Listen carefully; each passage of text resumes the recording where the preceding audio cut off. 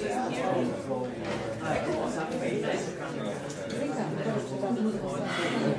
morning, everyone. My name is Santa. I'm from the New Theatre Institute of Latvia, and we are hosting this conference here in Riga, and I will just moderate this talk. I'm not the one who opens it because, as we know, the conference is called How Can Your Community Commission Art?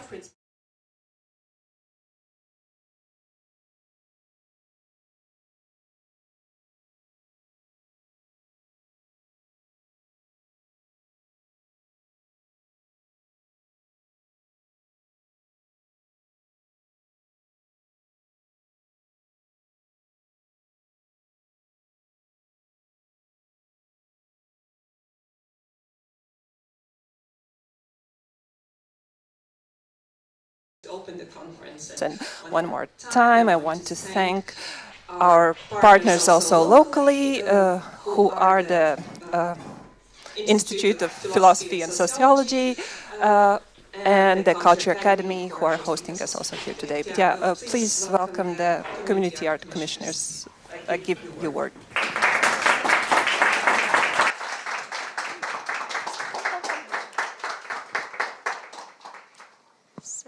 Good morning, everybody.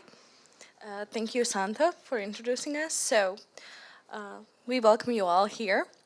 What are we? We are people from three different countries who call ourselves Community Art Commissioners since 2023. What did we do? We searched for artists wide and far to create art for our local communities. And anybody else has something to mention, to add? Yes. Yes. Okay, so we come, as I said, we come from three different countries. We are here represented by Poland, the Polish team, Hungary, and I'm local from Latvia here. And yes, let's start the conference.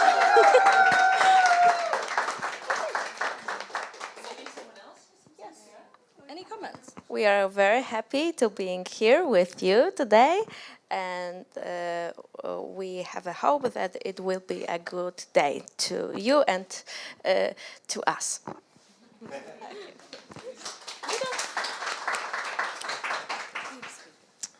Hello everybody, Juda, I'm from the Hungarian team, and these are my teammates, Dodo and Dori.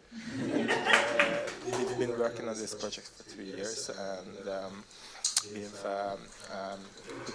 put together, made an art project come to life, which is dealing with the musical history of our local district in Budapest. It's a public art installation.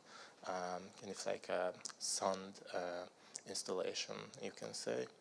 And it's been a very challenging process. We learned a lot. We've encountered a lot of interesting situations during this journey because we didn't have much experience in the field before, so it was a completely new area of work for us. Yeah, so we are here to present this. And thanks very much for having us.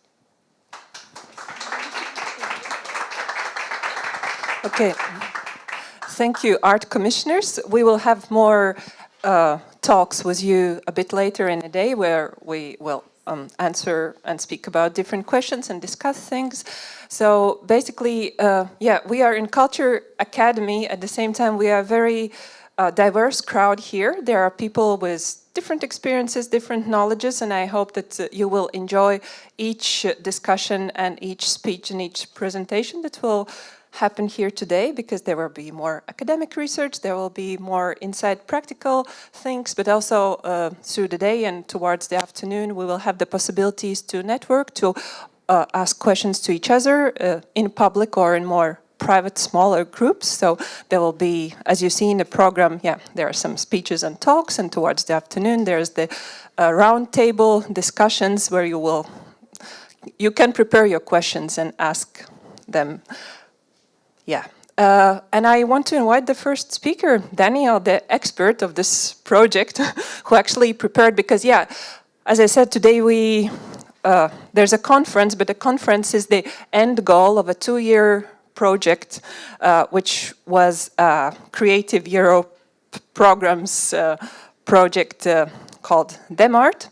And we not only try to involve communities and work with the communities and create things together, but also we developed a methodology together with you, and thanks to the art commissioners.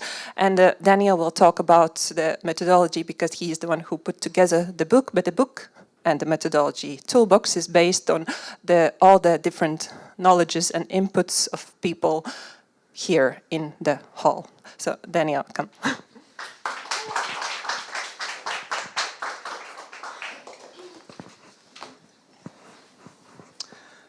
Good morning, everyone. Good to see you here. Thank you so much for having me. Thank you, Santa. Thank you to the art commissioners and to everyone, like people that I know and people that I don't know. I have to say that I'm more excited about the people that I don't know, because it is always good to see people that get here or that feel invited to participate in these kinds of conversations. And before I start actually with the talk, your neighbors are also artists, I have to say that I am so excited about being in this space. Because this space is not only beautiful, like brand new, I wish the university I teach looked like this, but also I think it is quite a metaphor of the topics that we are going to be discussing today. We are like in a sort of like very small parliament, like having conversations together, surrounded by, like people, homes, also nature, looking at us and us looking at them, and discussing very important topics at the center. So it was like a feeling that I had when I entered the space, and I think we are not in these usual like auditoriums that look like bunkers where the ideas do not actually like escape the space, but actually in a space that is transparent. And that's interesting in connection to one of the organizations that participates in this project, which is Art Transparent, along with the new Theatre Institute of Latvia, also Pro Progressione and the Bethlehem Square Theatre. And I wasn't prepared; I just improvised that. But I think it's a beautiful thing. So let's actually like hope that based on this space that we have, the ideas that we share together today, like somehow permeate, the homes, the nature, the spaces that are around us here in Riga and in other places. So, what am I doing here? A guy from Madrid that lived in New York presenting on a methodology that was developed in Hungary, Poland, and Latvia. Okay, so this is a fun story. A lot of people in this space know that story. But everything actually starts in New York, where I was living in Queens, in one of the boroughs of New York, and I will discuss this later. When I was in charge of a program run by the Queens Council on the Arts, one of the 5 city arts councils, there was a program about inviting community members, thank you so much, about inviting community members into participating in arts management and in arts funding, arts commissioning. And I presented that work, that job that we were doing in Queens in a conference in Spain, actually, in 2021. And Barna, the director of Pro Progressione, was there. Also Márton was there, one of the advisors. And somehow they thought that was a nice idea, and they decided to replicate it. They put together like a team, along with the organizations that I mentioned before, and they got the grant in order for that project to be replicated. And that's why, at 2.5 years after that, we are here like presenting the results. So I've been involved in these kinds of initiatives for 5 years now, starting in 2020 when I joined the Queen's Council on the Arts, and they are really fun to me, like they are really meaningful to me, and so I hope I actually get a little bit emotional during the talk, even though I'll try to stick to the academic standards and professional standards that all of rule me in a very specific way. So the title of my presentation is Your Neighbors Are Also Artists, Takeaways After 2 Community Art Commissioning Experiences in the US and Europe. A very academic and long title, as you can see. But because actually today is a moment where we can actually reflect on not only the story that I'm going to tell you and the different projects that were developed in both sides of the Atlantic, but also, you know, it's about like thinking about, you know, where art is, and also who are the artists, right?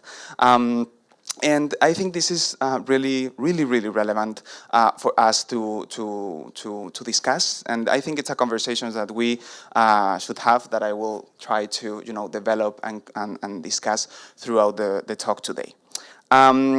So DemArt, as Santa was saying, actually is the abbreviation of Democratizing Art Commissioning by Involving Local Communities. This Creative Europe project is a project that aimed to replicate or to, you know, like expand the methodology that was created in Queens in order to promote art that is created for and by the community. And behind that, you know, project is the International Institute of Community Commission Art, which is the umbrella that somehow, you know, has all the projects and the initiatives that we have created in this project.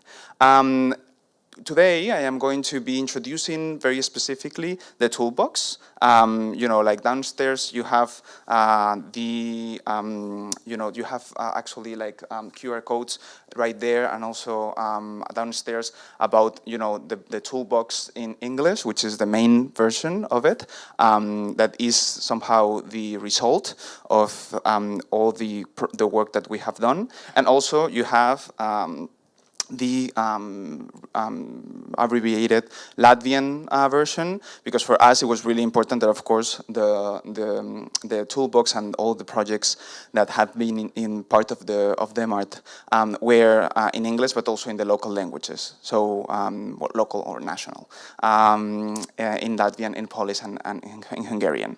So here you have like a shorter version of the toolbox, but at the very end you have a QR code that takes you to the digital version of the English version, just in case you want to explore a little bit more in English. So today I'm going to, you know, this is going to be sort of a presentation / book launch, where I'm going to actually discuss the content of the book as well. So it's important and meaningful and useful for you to actually, you know, like take this to your own communities and to your own places. So first, I would like to start with this question, because somehow we assume that community commission art is something that everybody knows, but actually something that you know, sometimes a lot of communities or a lot of people don't know about. And if I have to answer, you know, what is community commission art, I would say that community commission art is this, is this, is this, this, also this, this, this, this, this, and more importantly, this. So all these images are actually images that come from the projects that were developed here in Latvia, in Hungary, and Poland. And I think these images really demonstrate what community commission art is. But actually, let's, you know, define what community commission art is, not only through words, but also, you know, by using images. We are used to thinking that art commissioning is something that only privileged people or institutions can do, right? Until the late 19th century, art was commissioned by institutions, by monarchies, by states, by powerful people with money and with power. In the late 19th century, you know, like that, well, also in the 17th with, you know, like social, like the beginning of the middle class, if you may, but especially in the 19th century, art commissioners started to be more available to, you know, like a wider, like, audience in a sense, but that's still, like, quite privileged. And that also throughout the 20th century is something, you know, that collectors or like people also, maybe not with power, political power, but with economic power or influence, have access to. So in a sense, most people, most of us, didn't have the power to commission art per se, right? We, starting with the Enlightenment, of course, like we had the opportunity to enjoy art, to go to the museums, to, admire heritage, to be in touch with artistic disciplines, but somehow, common people didn't have the opportunity to decide the art that was created. And that's something that, it's not something that we discovered like 5 years ago. Community involvement in arts has been something that, started especially, after the Second World War and in the 60s in the US and in so many communities. But it's true that even today, the art that is created, even if it's visual, performing arts, all kinds of media, tends to be associated with the institutions, with, the state power, or with people that have the money or the resources in order for artists to do their work.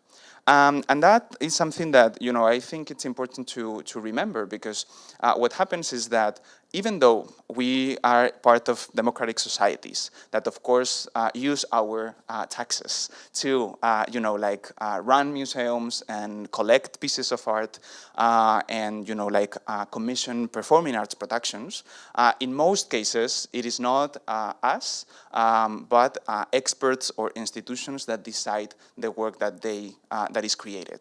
And of course, I'm not saying here that, experts shouldn't have a word, because I'm in theory one of them.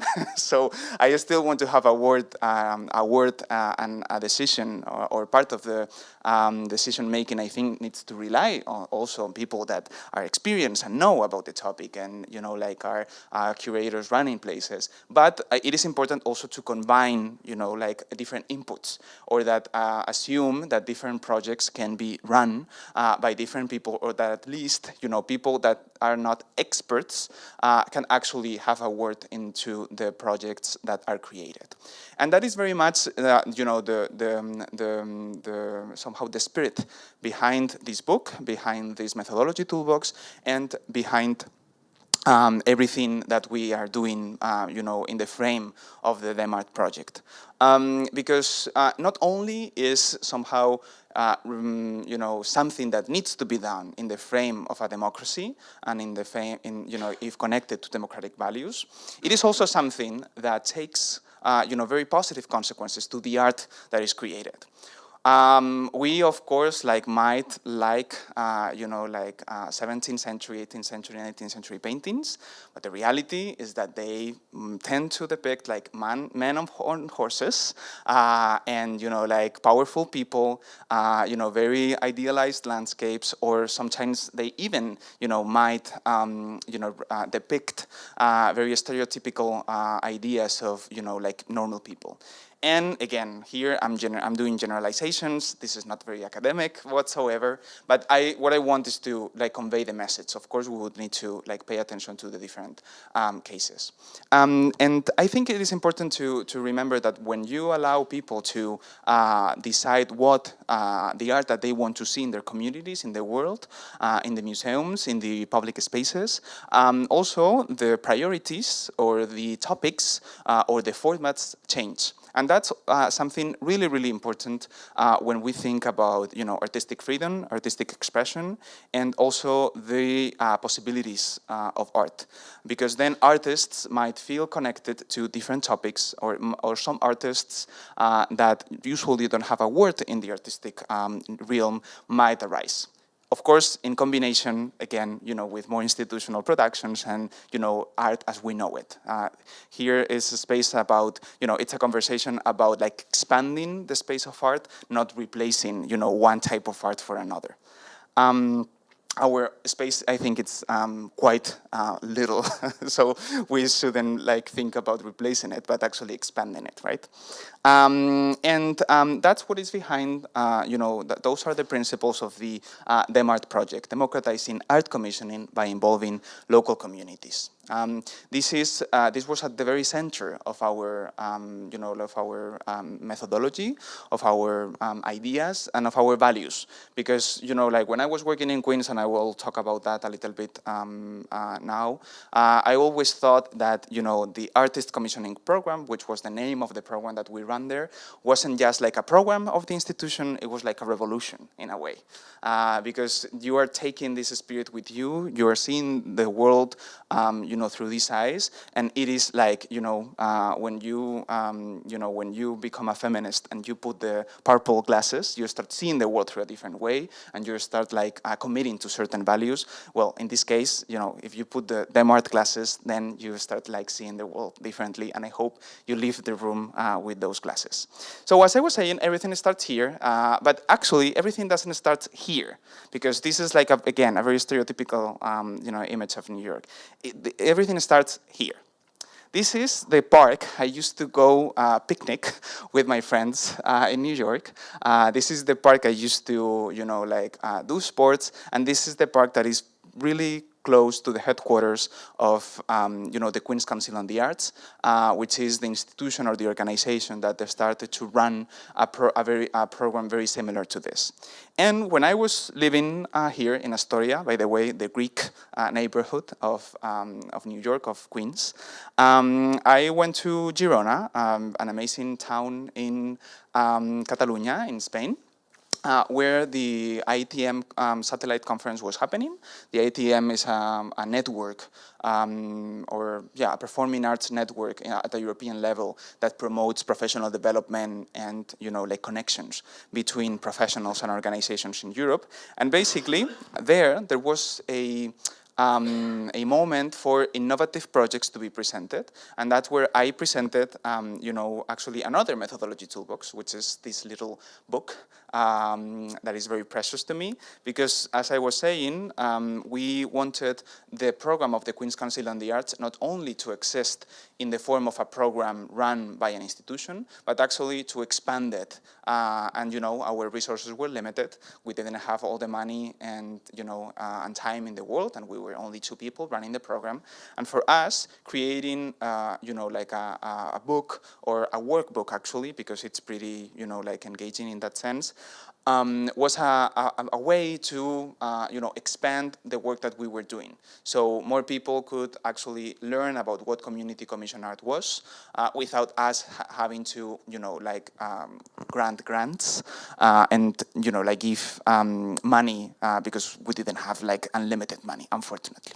And that's when I tell you a little bit more about the Artist Commissioning Program, which was a program very similar to the DemArt project in the US, but also very different. And I'm gonna try to not compare them, but actually offer you like the different the main ideas of each of them, just so you know that there are multiple ways of doing the community commissioning work, and that this can be done in different manners. So the Artist Commissioning Program was a program of the Queen's Council on the Arts, as I was saying, one of the 5 city councils in the city of New York. New York is like a very big city. Sometimes we believe, it's more like a TV set, but people live there. People struggle there. People go groceries there. People have kids there. People, fall in love there. They go to parks and they do all kinds of things. And artists also live there, and not only Broadway actors and singers. And New York is comprised by 5 boroughs: Brooklyn, the Bronx, Manhattan, Staten Island, and Queens. Those are the 5 main boroughs, the 5 main neighborhoods, and within each borough there are like multiple neighborhoods. These, they are pretty big, as you can see. And Queens was my neighborhood.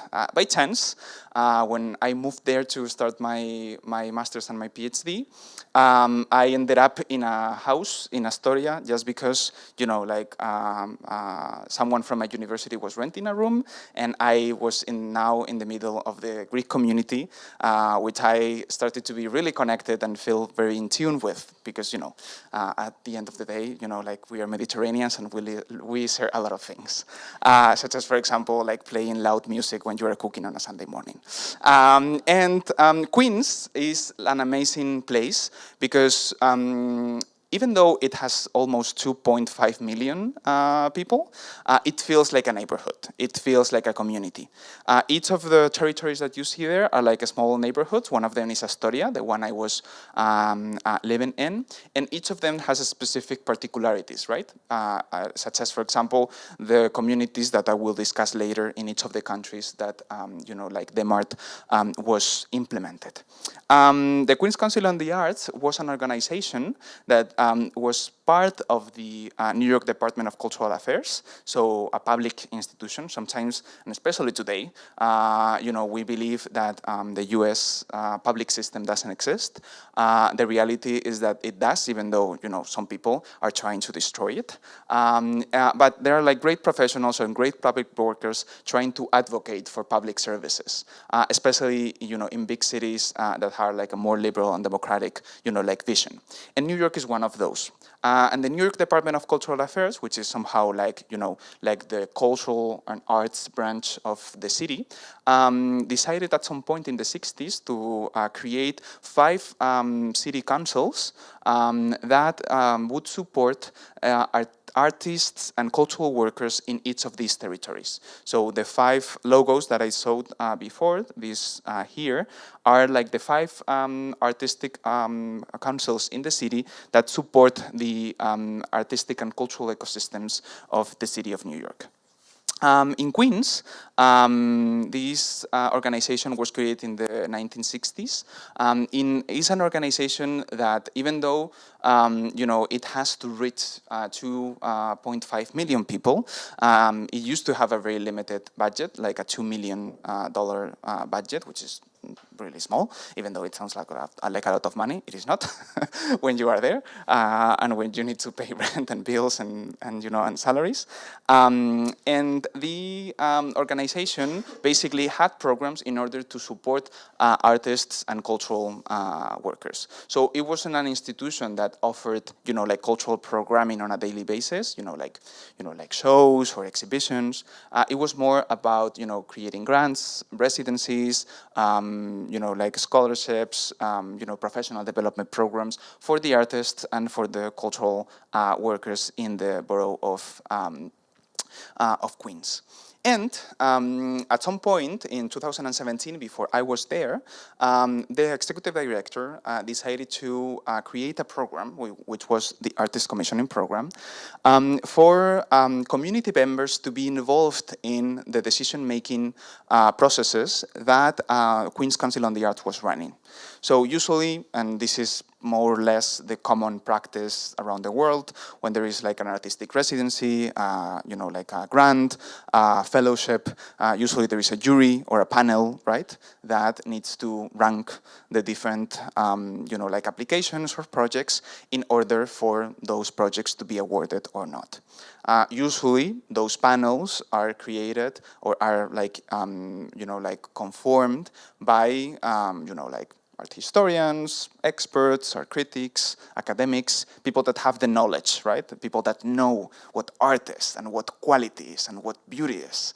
And somehow, like the executive director had a very good intuition, which was, okay, if we are serving Queens, if we are like funded by public money, if we are like serving people in Queens, why aren't we letting, you know, the community members, the neighbors, the people that live in this community tell us what they want, what they like, what, you know, what is important for them, what they want to see in, you know, in the public squares, in the local theaters, in the cultural centers. Because most of the, you know, of the artworks that were created thanks to the funding that we offered at the time ended up being, you know, like in local galleries, in local theaters, in, you know, like local cultural centers.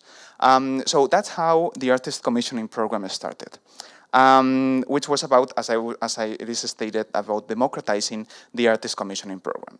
And it had like three main like principles or three main ideas in order for this to happen. It was both like a theoretical framework in order to be applied to different places and to different programs. It was a program in itself, very similar to the DemArt project. And it was also, as I was saying before, a revolution like created through like different ways, such as, for example, the book. The first thing was about, or the first principle was democratizing the art commissioning process. And, you know, like I wanted to illustrate this through this quote by one of the artists that received a grant from this program. Marcus G. said, when you think of commissioning, you usually think of rich people, kings, queens, the Vanderbilts, you know, in a European context, maybe the Medici, people with money and privilege, and QCA, the Queen's Council on the Arts, wanted to put that power of commissioning into the hands of community members. I think this quote like really summarizes, you know, the ideas that I was discussing before. The second thing, or the second principle behind this program, was busting myths and preconceptions about art commissioning. Because there were like somehow three myths that we identified, of course so many more, but three ideas that usually are associated to art commissioning. First of all, that if you want to commission art, if you want to collect art, if you want to promote the arts, you need to be wealthy. You have to be wealthy, right? You need to have money in order to support artists.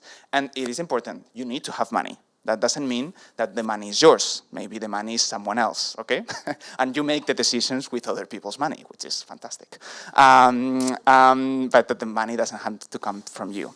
Then the second myth was that you have to be culturally savvy, meaning that you need to have the knowledge, the expertise, that you need to be an art historian, an expert, someone that knows what really you know, good quality art is. And the reality is that, you know, even if we are not experts, even, you know, like what I want to say is that we are not experts in everything. Even when art historians or academics go to a panel, you might have an expertise in visual arts, and you end up being, you know, in a panel evaluating performing arts programs or productions. And the reality is that you are not expert in that, but you might be like a human being with the sensitivity and with also the humanity in order to connect to certain things, or at least to know, you know, the kind of art, the kind of topics, the kind of artists that might be useful and meaningful for your community. So for us, it was really important to say how, you know, like people that make the decisions about art don't need to be experts. They just need to know what is, you know, what is it's meaningful for them, how they can get emotional, how they can feel connected to something, and how something can actually bring joy and a positive impact into their community. And I assure you, and we have like great examples here in the first row, that community art commissioners know that for sure. That's their expertise, which is about, you know, trying to create, you know, a more horizontal, you know, like knowledge, and trying to, you know, like demystify or decolonize, you know, knowledge in a sense. And then the third myth was that the process has to be complex. And I don't want to say here that it wasn't complex to give the three projects that we are going to present today into fruition. The process was complex, but it's true that there is a process, there is a methodology, you know, like things can be done. The fact is that usually people don't get into art commissioning because, you know, they think it's really hard to put things together, and it is. But the fact that things are like hard doesn't mean that they are not possible, that you can do them, right? And that's why behind this myth, it was really important for us and also for the DemArt project to create like a methodology toolbox, a step-to-step guide for people to feel like more connected to others that were in their same position in the past. And the third section, very much connected to the third myth was a step-by-step guide to art commissioning, and this is when we, published this this book that is also in a digital format. If you want to get it, you can download it using that QR code. That was very much behind the idea of, promoting these methodologies and trying to replicate it in different contexts and in different situations through a program like the one that we did, but also through just by incorporating community members into different panels, or by people understanding that the same way, we might spend a lot of money in a piece of furniture for our house, or or a lot of money in a wonderful TV. We can also actually spend money in art and be commissioners in a sense in supporting artists that are our neighbors, that are next to us. Artists exist. They are real people that are among us. And we created this book that you can see was a guide into art commissioning, trying to help people understand how to create open calls, how to engage with artists, and how to basically do the work that sometimes we believe only art institutions can do.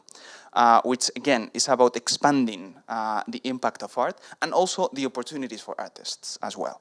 Because something that we also need to say is that more and more opportunities for artists are not that available, or there are a lot of cuts in funding, in arts funding, throughout Europe and in the world.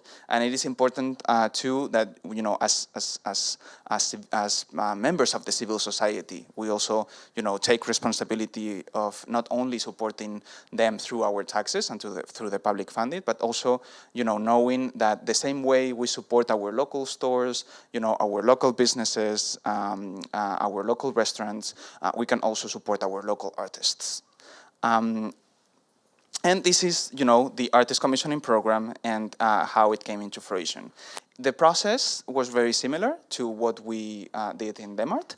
There was an open call for art commissioners. We selected the 5 art commissioners: Manuela, Christy, Sofia, Ellen, and Carly. I still remember their names.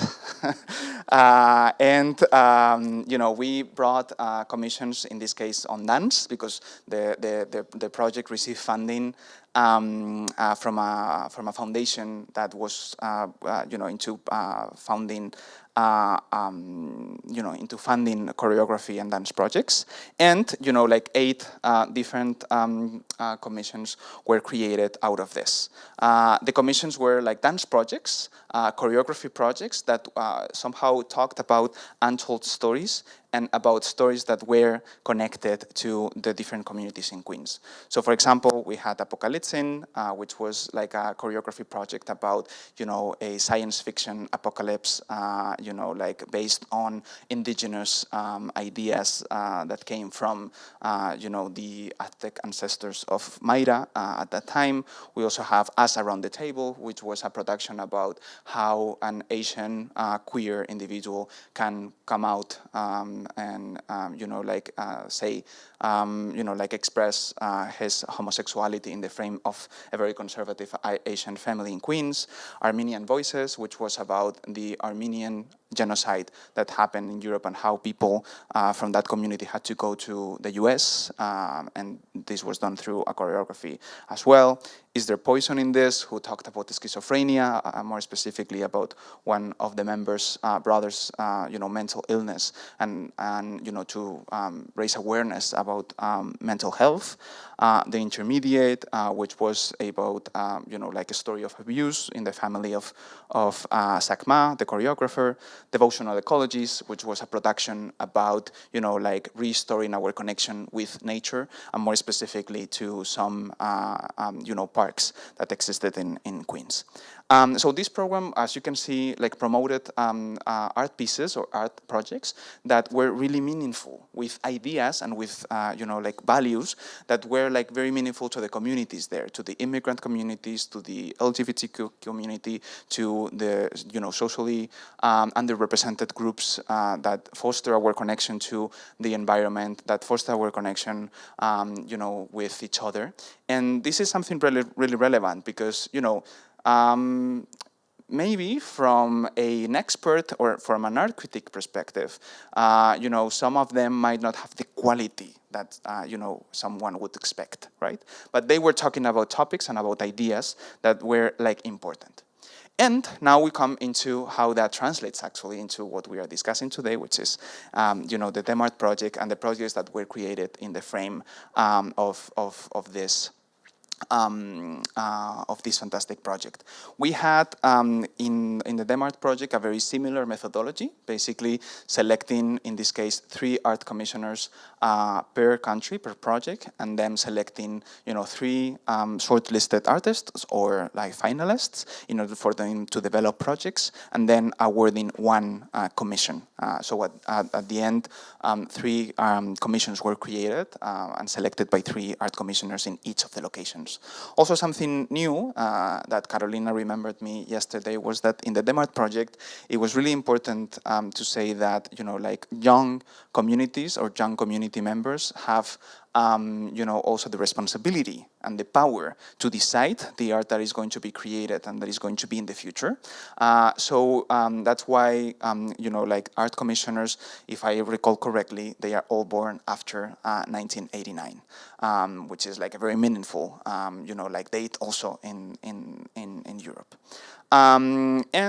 We are going to be discussing now, some of the contents of the methodology toolbox, because the methodology toolbox is both a project that, or like an object that honors all the work that art commissioners, advisors, art managers, and artists have been doing during the last 2.5 years, but also aims to be a guide for people to replicate the project and to disseminate somehow the word, the good word, for people to incorporate this. And I want to emphasize that, replicating this project doesn't mean, doing a 2-year project, international with art commissioners and, having to paint like a mural in a block, like we are going to see in a second. Basically, replicating this project means knowing that, people that might not have an expertise in arts, that are part of a community and care about, the bonds that are created through arts and creativity, should be part of the decision-making processes that are connected to the creation of art. And that can take the form of a project like the one we did, but also that can take the form, of incorporating community members into panels, into creating consultations, in the frame of, of a project that is going to be developed in a specific place. And these, fortunately enough, this is something that is becoming more and more common. In different projects and organizations. So this is more like the book launch part. As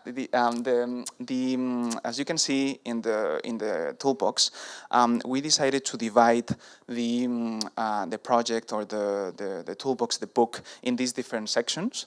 The first one is about the project in itself, which includes everyone that was involved in the project, the art commissioners, the advisors, the art managers, the organizations, the artists.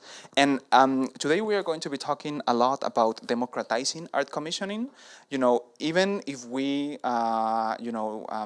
even if we could only create one commission, the fact that, for one art piece, so many people are involved, so many people are giving their inputs and, basically contributing to the conversation, is something that is already democratic, because different visions of the world, different inputs, different ideas are on the table. when we talk about the census, like Jacques Rancière likes to mention, the French philosopher, we talk about inviting to the table, like the people that are not in the table. Because sometimes we believe that we are really democratic because somehow we vote, we choose different options, and we are allowing people to to speak. But what happens to the people that are not part of the conversation, right? People that are left or people that don't feel invited to come to the conversation. Well, this project aimed to do that and aims to do that. Then the commissions part, which is about the art pieces. The art pieces are very, very important and very, very relevant, of course, in the frame of this project. 3 art pieces or art projects that were created in the frame of this project.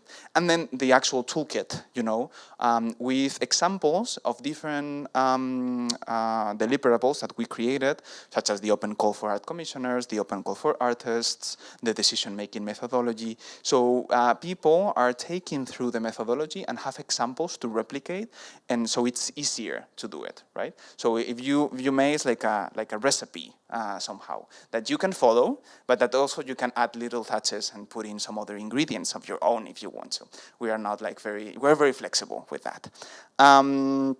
As I was saying, this project is done by this organization, the Bethlehem Theatre, Pro Progressione, both in Hungary, the New Theatre Institute of Latvia here in Latvia and Art Transparent in Poland.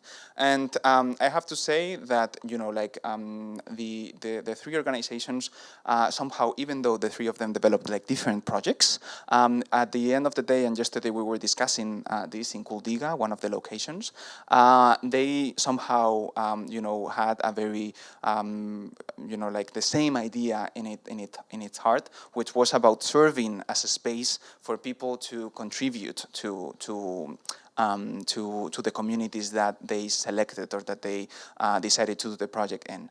And these communities, these organizations, and again, I'm coming back to the idea of being able to, alternate different ways of arts programming and arts projects. They have their own programming, artistic programming, like the New Theatre Institute of Latvia here organizes the Homo Novus Festival,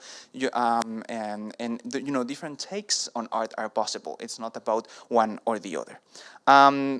Sorry, because you're not reading anything, but you believe me, this is the journey that takes us to the different stages. You have it on the QR code, so you can take a little look at that. It's a journey of 2 years that started in 2023. That took us, from Budapest to Riga and going through Wrocław and Brahov and Kuldiga yesterday and so many places, and that allowed us to create also a small community around the different projects and to share the ideas that we had. As I was saying, the project methodology was very much at the core of the project of the toolbox, because we wanted people to understand how this can be done. That this is not something that you can do only if you have a Creative Europe grant. It is something that can be done, if you really want to promote, artists in connection with communities. And the commissions, even though this is something that is going to be discussed later, and maybe I'm not the person to discuss them in depth, but also I want to say how important the results of these processes were. Because something that I was mentioning before is that how, by allowing people to get into the decision-making processes that are connected to art funding or to art projects, it is interesting how, even though there are evaluation criteria and they create their own methodologies, at the end of the day, and then now, after the talk, the art commissioners will be able to say if they agree or not. Their priorities are different, or they might differ from the ones that an art historian or art critic or an academic might have, right? And here we have the three projects that were created in the three locations. Musical Walls by Metron Ensemble in the 7th District in Budapest, Hungary, which was a project about the musical past and background and richness of the borough of that district. Then Upside Down Kuldiga by Jurģis here in the room in Kuldiga, which is an amazing place. We went yesterday and we enjoyed the visit very much, which is about honoring local stories through a sound walk that allows us to see behind the walls and to connect with the history of the town. And then Four Seasons by Fides Kont Nisiolek, sorry for my pronunciation, which was two murals in you have seen pictures of it, and you have them in the toolbox. Two murals that were created in a block of houses in Brochów in Poland. A block that is inhabited by people with social issues, and that these murals depict the people that live in those blocks in order for them to feel represented and to honor them as well. So the three projects, one that is more connected to music and to immaterial heritage. The second one that is more connected to local stories or to oral history, as well as to the urban space. The third one, which is, a mural, like a visual art piece.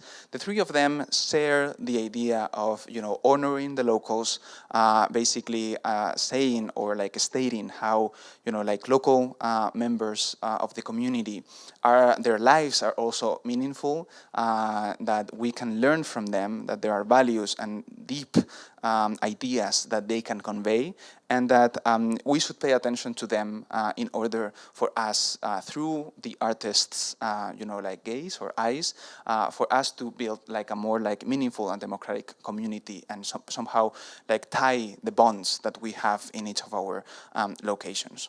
And then something that we created is this toolkit with different QR codes that take you to these examples that I was mentioning. So a code of conduct that we created in order to create a safe space for all the members of the project to feel safe.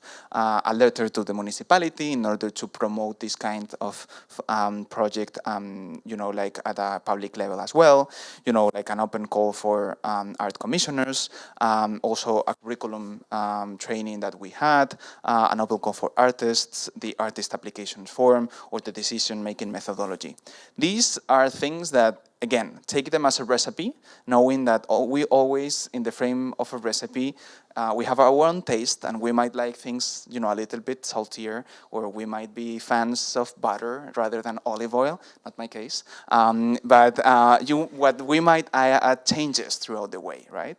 That we can follow this recipe, but knowing that we, as community members, that you, as people, maybe at the university, leading organizations, can actually start from here and take it to another level, which is, actually what, the DemArt project did, which started, inspired by something that was done in Queens, but that then, they took to a different level, adding different layers, different complexities, and some differences, such as, for example, the age of the art commissioners, also the fact that they selected 3 shortlisted artists in order to then select one, being that was somehow like an innovation that we didn't have in Queens. And in a way, now we believe, and this is how the toolbox ends, that now it is your turn, it is our turn, because I hope this doesn't finish here. I hope in another 3 years I'm giving a similar talk, maybe in Italy or somewhere else, in order for us to continue, with this methodology and to keep basically, building on all the work that we have done, and that more and more art is created through this methodology. We have a few pieces of advice. I'm not going to go through all of them because you have the toolbox with you.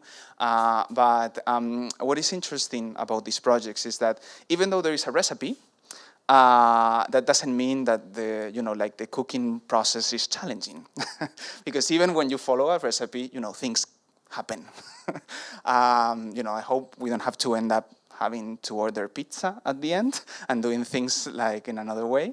But somehow, throughout the process, a lot of challenges come, because when you do things differently, when you incorporate new ideas, new people that might not be used to being in an arts context, when you engage with artists that are not maybe used to participate in these kinds of processes, when you do things differently, of course, you are not in the framework that allows things to happen, in a professional manner, things happen and challenges occur. And I think that's, even though, of course, in the moment you want, you are very anxious about the obstacles and the things that happen, at the end of the day, that's not something that it's, our fault.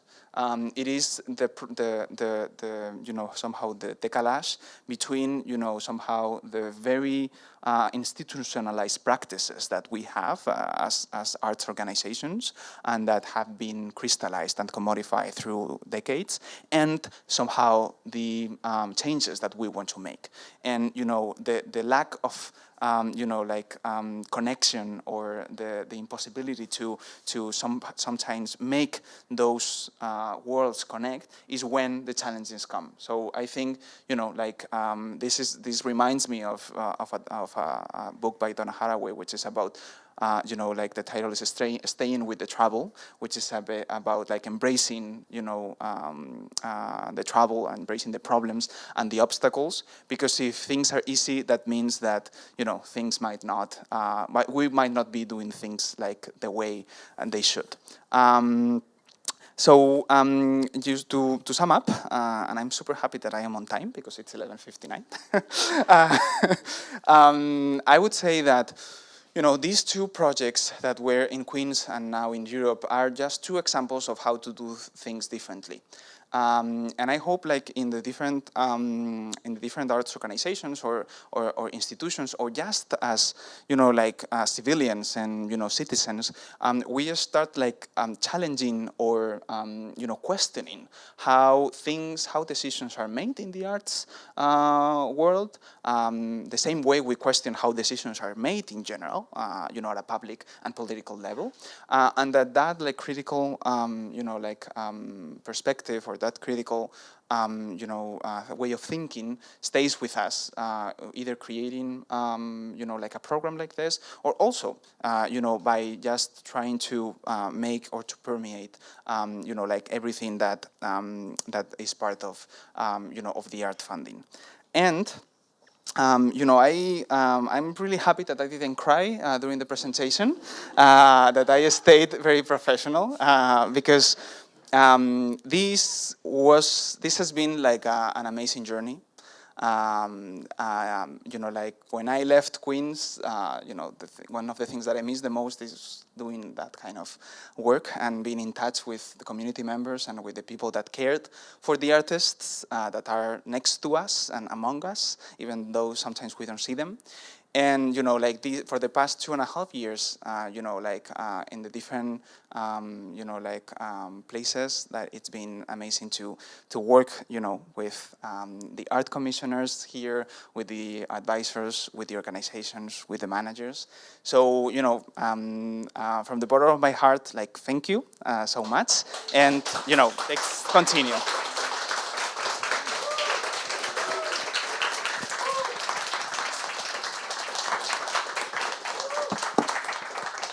Okay, thank you, Daniel. Well, there is a place for one question if you want to ask immediately. If not, we will make a circle of questions a bit later. Is there something very urgent someone wants to ask to Daniel?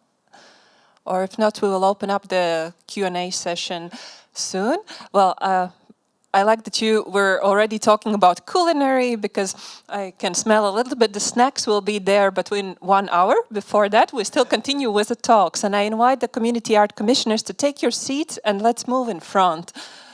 Let's make a panel here and let's make a little bit like a circle so we So,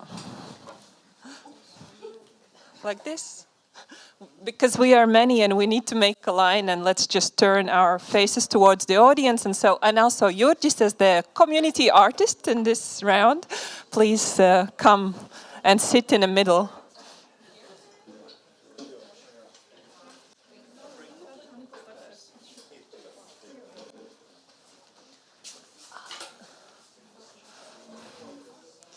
Let's squeeze.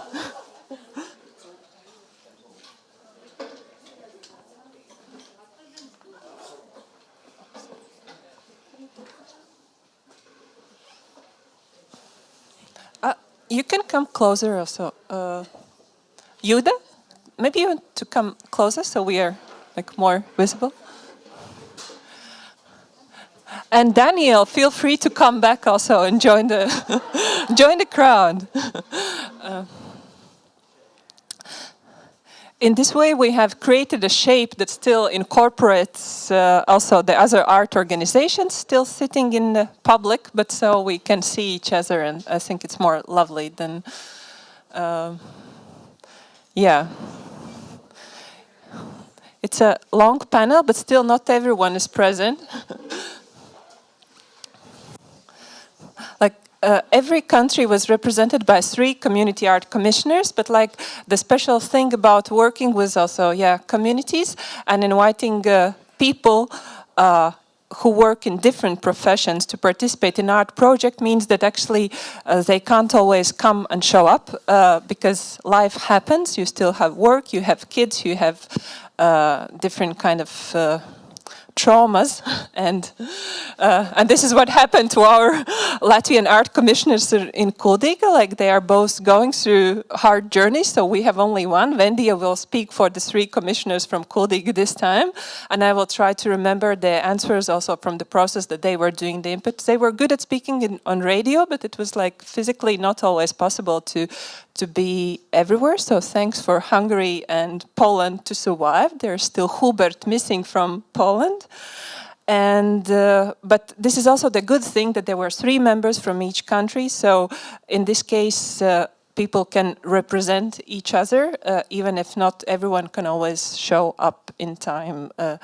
And one more time, thank you, Daniel, for the very structured presentation. And also through the project, you've always been the one on time and with the schedule, which also gave us more freedom as the organizations. And I hope that also the art commissioners felt that way, that there's a structure, but so you can feel stable and independent at the same time. I don't know. But you can also object. That mic will not travel to each of you, and I would be happy if you just would say your name and introduce what you do on a daily basis, and maybe also answer the question, what's your relationship to art? What it has been until you applied to this project? Maybe what was your previous relationship with art or contemporary art? Hi everyone, my name is Arleta, I'm from Poland, Wrocław. In life I'm a photographer and I work in the theater, so I really connected with art. That's a thing which I make in my free time, so yes, I really connected with this. Hi, my name is Gosia, I'm a vocalist, jazz vocalist, and I'm a music teacher. And I'm working with newborns and infants and very, very small children. And I'm also work with adults in choirs. Thank you. So hi, I'm Vendija. I'm from here. I used to paint and do all kinds of art stuff when I was a child. Then I changed my fields and worked in a bank when this project started. But I quit that part because I cannot be tamed to one place. So right now I work with people, I work in a hotel. And this was an amazing project. And to actually talk to people around me and to create something that will last for a while at least. Hello, my name is Jurģis. I'm an actor and stage director. Hello, my name is Dorottya, and the question was my relationship to contemporary art. Okay, so I would say that I'm very much connected to art because I come from a family of artists, and growing up I practiced music and dance, but then later on my kind of professional life took me in a different direction. I started to study social sciences and started to work in the NGO sector. But then when this project happened, I started to slowly direct myself back to the cultural field, and now I work for 2 arts organizations. So I think this project had a huge impact on my professional life as well, and kind of like figuring out what I really want to do. So it was a great experience. Yeah.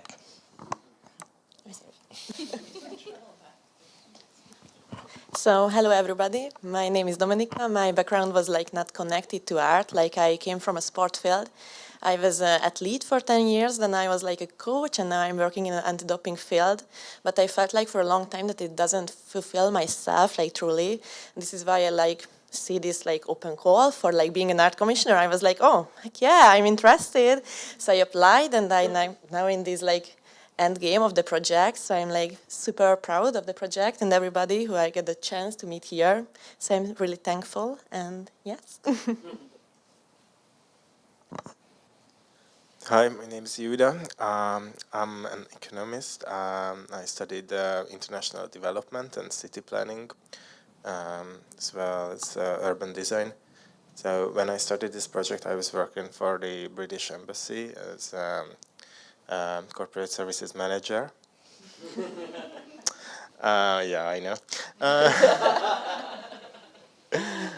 But so my sister, she's an actress, and so I spent a lot of time in theater when I was like in my teenage years, and so I was very fascinated by that, the world of art, and because of the urban design and the community development aspect of where my interests lie in, it was like connected to this project as like the community development aspect, and also I studied international relations, and this is also there is a political I think a statement here, an underlying statement which is very interesting to me.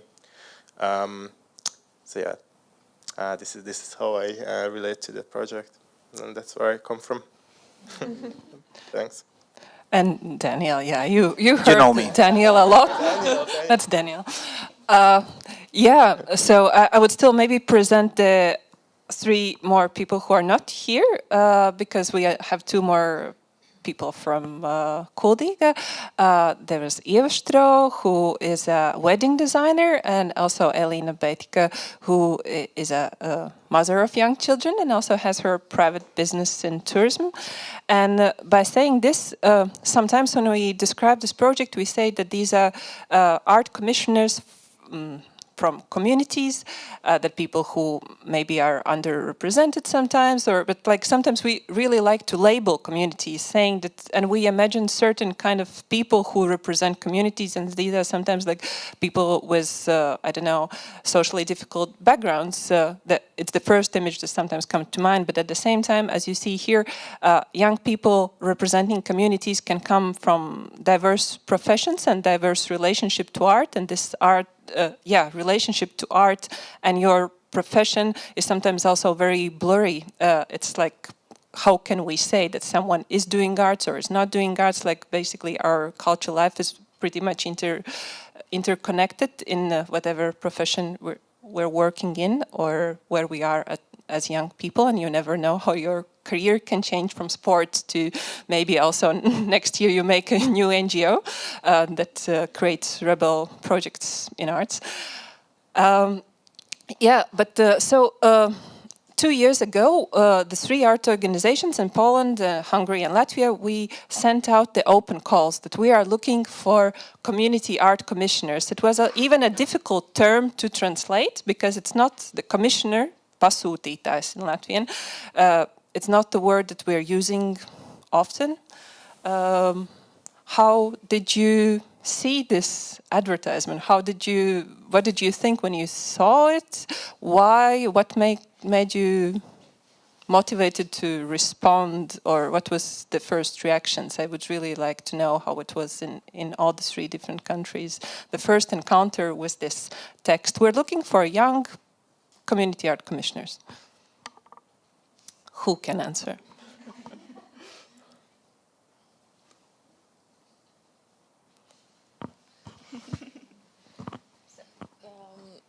It was actually an interesting advertisement because it was not quite clear what they were looking for. They were like people who like art, young people who would like to participate in a project internationally.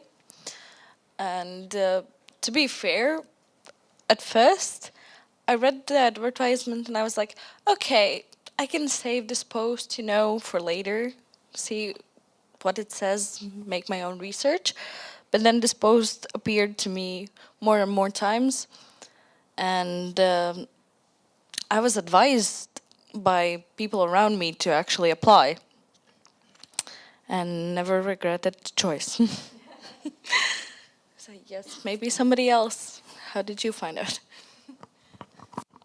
I think I saw the call probably on Instagram either by Bethlehem Theatre or Pro Progressiona, I don't know. And I remember that I had to read it quite a few times because the first half I understood, like what they were looking for, people who live here, people who have some relation to art or they are interested in it. But the part about the commissioning and this, like the translation of it to Hungarian and how this would work was not easy to understand at first glance, so I had to go through it a bit. But the concept was very fascinating to me, and it was very, like, not a question that I would apply for this. Yes, so that was my experience with the call. For me, it's a little bit of fun to be in this project, and I didn't have a hope to being here. Yes, I think, okay, I'm an artist and why not? But it's not my dream, because I don't have a dream about art commissioners. You know, I don't know what is it. Yeah, but I'm very happy to be here with you. And maybe you can also represent your third colleague from Poland, Hubert. Maybe you know, can say some words for him. Maybe you know why he applied and who is he, because I didn't present him, and someone who is missing. Hubert is connected with theater. He is director in theater. Yes, he is dramaturg. He make a lot of performance, so he is connected with art too. And I think that also Gosia and me and Hubert make this very spontaneous. We just looking on Instagram and saw this post about this open call for the commissioners, and all of us think, it's good idea, it's good project, good experience, something new in our lives. So we just try, and here we are. Yeah, because in a way it happens that especially the group from Poland, you already had some quite strong connection to some artistic expression, but which I also want to say this, as organizations, we are learning, we are going through the process. So Daniel, it's your second round, and for us as arts organizations, it's our actually first round to try to invite communities to become art commissioners. So basically this is still a learning step, and this is why we work on methodology. We have done a process and there are artworks commissioned, but it has been a learning process for all of us, also for the artists, and so, therefore we feel super thankful for the artists who applied and who were patient for waiting for the results, reading the criteria that are not maybe typical criteria that appeared on the open calls. And we are super thankful, for you art commissioners who basically came into an adventure, into some learning process to learn together with arts organizations, with experts still researching the field, with communities still trying to understand, what a community is, because a community is a difficult term. Maybe, Daniel, you can tell us what the community is. Thank you, because I think it's really interesting the fact that, like our art commissioners are saying that they didn't know very much what they were doing when applying, or that they didn't understand, the call, which of course, things can always be improved in terms of language. But I think one of the reasons why is that, like somehow this is like a new concept, like a new place, like a new space. And when you are trying to explain something that, is not known widely, it is very hard, for everyone to understand.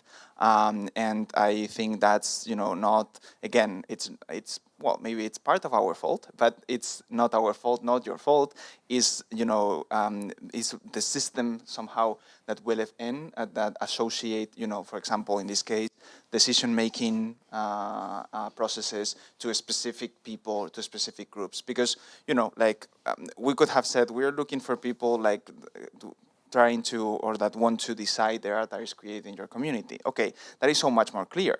But maybe you would have not applied because somehow, and that's something that happened to us in New York, because maybe you feel like, what am I going to do there? Like, do I really have the right to decide something and to, and to be part of this, group, which is something that is not only connected to, this project in specific, but to arts organizations in general. The fact that museums are free, are open to the public, or that have discounts or even free for young people, students, or a lot of different communities, doesn't mean that they are full, of children and young people that go there, or even common people that without the specific age. These kind of challenge, or I'm talking about museums, but also theaters and galleries and all kinds of cultural organizations, that somehow obstacle of reaching to certain communities, of engaging with certain communities, is something that happens in a lot of arts expressions and organizations, and it's a challenge that organizations have, engaging communities and bringing them in, because the fact that things, that doors are open doesn't mean that everyone feel invited to cross them, right? The fact that this was something that was somehow targeting you doesn't mean that you actually understand it or get that position, or to get that at that point. And coming back to your question about communities, and I think this is a conversation that we have been having during this trip. In this case, we have communities that are somehow neighborhood located, right, or geographically located. In this case, we have the 7th district in Budapest. We have also Kuldiga here in Latvia, and we also have Brochów, right, in Poland. So, but of course, it's within those communities, as Sandra was saying, there are more communities in terms of age, gender, interests, background, location, and communities are also groups of people that shared, practices, tastes, likes, dislikes, identities, and that might be located in a specific place, but that might be, located in different places, and that are connected, through gender identity, or sexual orientation, the LGBT community, or profession, right? I don't know, we were talking about fishermen the other day, the fishermen community. Okay, so, and they are associated, and they somehow have also unions and groups where they gather around. So I think the goal here is to keep working with communities, both at a geographical level, because materially they might have challenges that have to do with the space they share, but also from a more transversal point of view, trying to connect people that might not live together, but that share, a profession, values, ideas, or that might not share them, but that they, somehow need to live together in some way. Yes, but let's ask the community representatives themselves. Okay, in this project, these are more or less, yeah, the geographical communities. Could you describe your community, the community you are representing, what it is? Because most of us haven't been in the area. Yes, I think this is quite a difficult question to answer, because that's exactly what I think, that there isn't really a community to this 7th district. It's a very central area of the city, but it's been gentrified, and there are a lot of Airbnb places. It's very densely populated. There on one side there are these kind of like luxury apartment areas already towards the more central part, but on the outskirts you are getting murdered at the night, and it's like so it's pretty diverse, and you know, to me, I wanted to add this to the previous section, but now I can do it still, because it's still kind of relevant. That you know, how I became interested in this. Of course, like, we all hate ads, you know, on YouTube, on Instagram, but like this is like an instance when the AI algorithm like so good, like showing us this ad, because I was it called out to me so much, like personally, this ad, that I'm like thanking the algorithm for it forever, because otherwise I would never come across with this opportunity. But it targeted me so well, because so I wrote an article about this area of the city, and it got an award from the Hungarian Chamber of Architects, and so in that article I was being very upset about the local council's development plan, because in this development plan they actually wrote about this area where I live, that, oh yeah, there are so many problems and disenfranchised people living there, and it's like, we have to stop the ghettoization of this area. And they actually wrote this out in the urban development plan, like this actual word, that in the 21st century in Budapest, that it's a ghetto-ish area. And I'm like, you know, if you say something is like something, it's going to become like that. And so it's just like, it's such an unprofessional approach, I think, like when it comes to urban development, to like spell it out like that. Like it's totally. And was it to all the area, all the business actually district? It was just specifically more like those couple of streets and quarter in which I live, of course. But you know, so the community, it's very mixed, and I don't think there is a great identity like compared to Kuldiga, even, I think, because it's a smaller place, you know, people know each other, or the Brahu area of also I felt like maybe there is more closer knit community present there. But in this 7th district, you know, people come and go, very different lifestyles, very different segments of the society mingle. Maybe I should have asked, actually, there's a way around for others to describe the community. I don't know. But yeah, like I still ask the question, maybe Kuldiga can tell a little bit about themselves, how you think what are the characteristics of the community, but also from your travels to, and Jurģis can jump in because you're also from Kuldiga. But you also can, those who have been to the 7th district, what's your opinion? Do you see it as a unified community or not? You can say your opinions also about other communities as well. But yeah, Kuldiga, who are you? Okay, the way how I describe communities is that communities are like molecules of the society.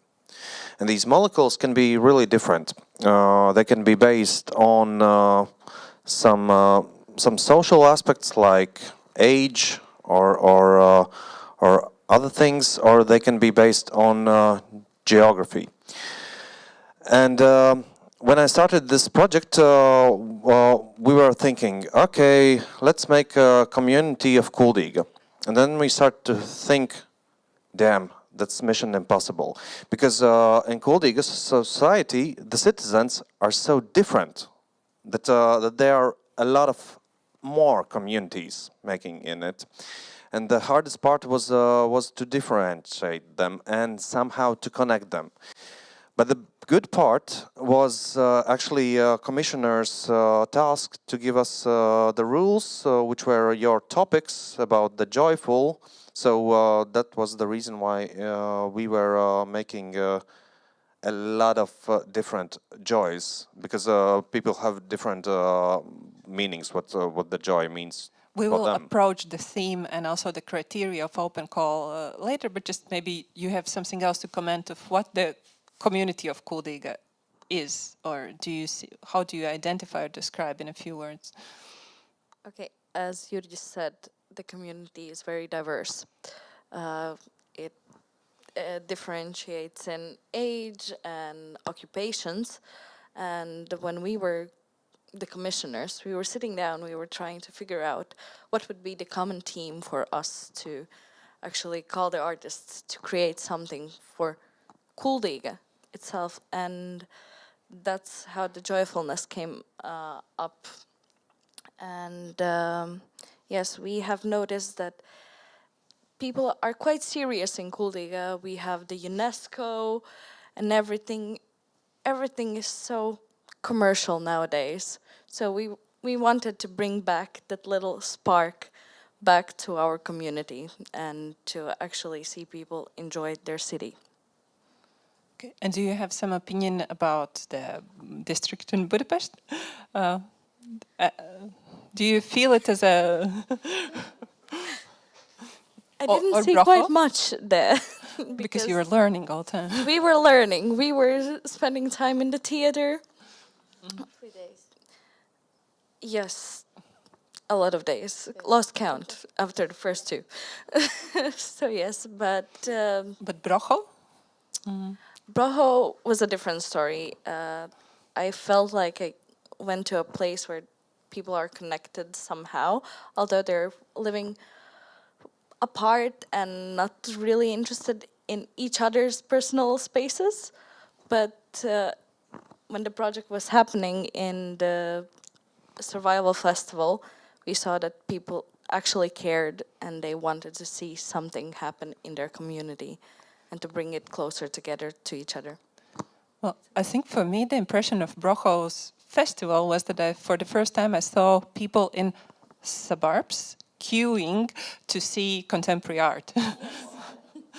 Long lines standing in front of a villa or this project place just to attend the thing, and it was super impressive. How would you describe your community?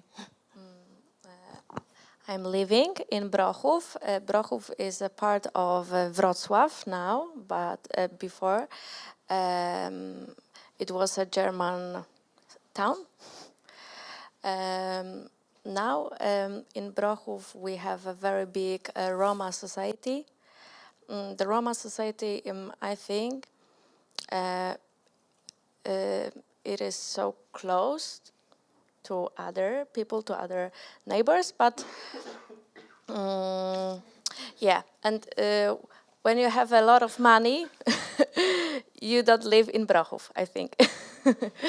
But it's not a poor neighborhood, but affordable. Maybe, yeah, and maybe Arleta, you wanna to add something?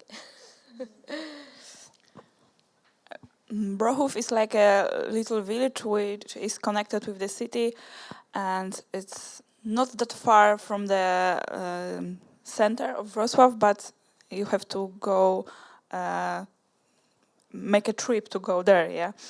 And there's a lot of people who is mixed, and there is a lot of Ukrainian too, and old people who live there. They're from the youngers, and yes, family with children, and that's really a little bit crazy place, a little bit maybe sad and forget, but by the people who live in Wrocław. But we know that there is a lot of secrets and things we have to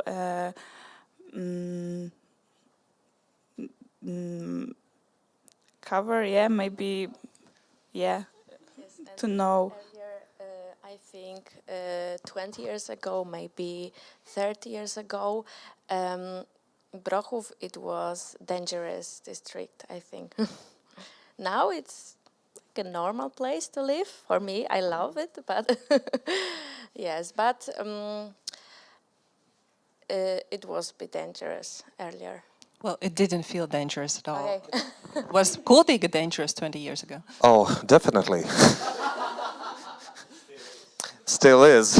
All the crocodiles. But I just wanted to add, for example, why I admire the commissioner's work and why it was so hard, because if we are taking a look at the mentality of the Kuldīdznieki, or citizen of Kuldiga, it's not very welcoming and easygoing mentality. Totally not.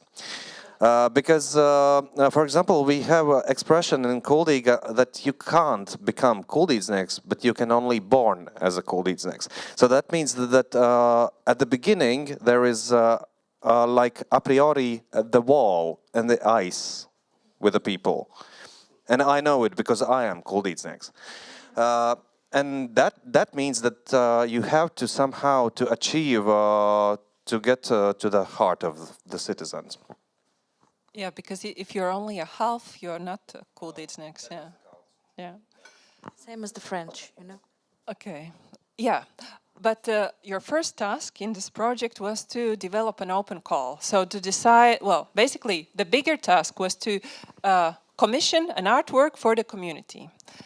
Understand who you are, the three members, what values do you represent, and maybe what larger group you represent, because of course you don't represent all Kuldiga or all 7th district, but already you are three people who want to have some kind of artsy thingy, and there are some expectations. And so you had a short training in Budapest, like about how to make an open call, but you were also left with some freedom to decide yourselves. You don't have to follow the official rules how other organizations would have done, like, yeah, we expect this years of experience, the CV with such experience, and then we expect such and such artist who works in this field. You still could decide the criteria yourselves for what are you looking for. Do you remember what was important for you to be mentioned in the first open call when you were working on it?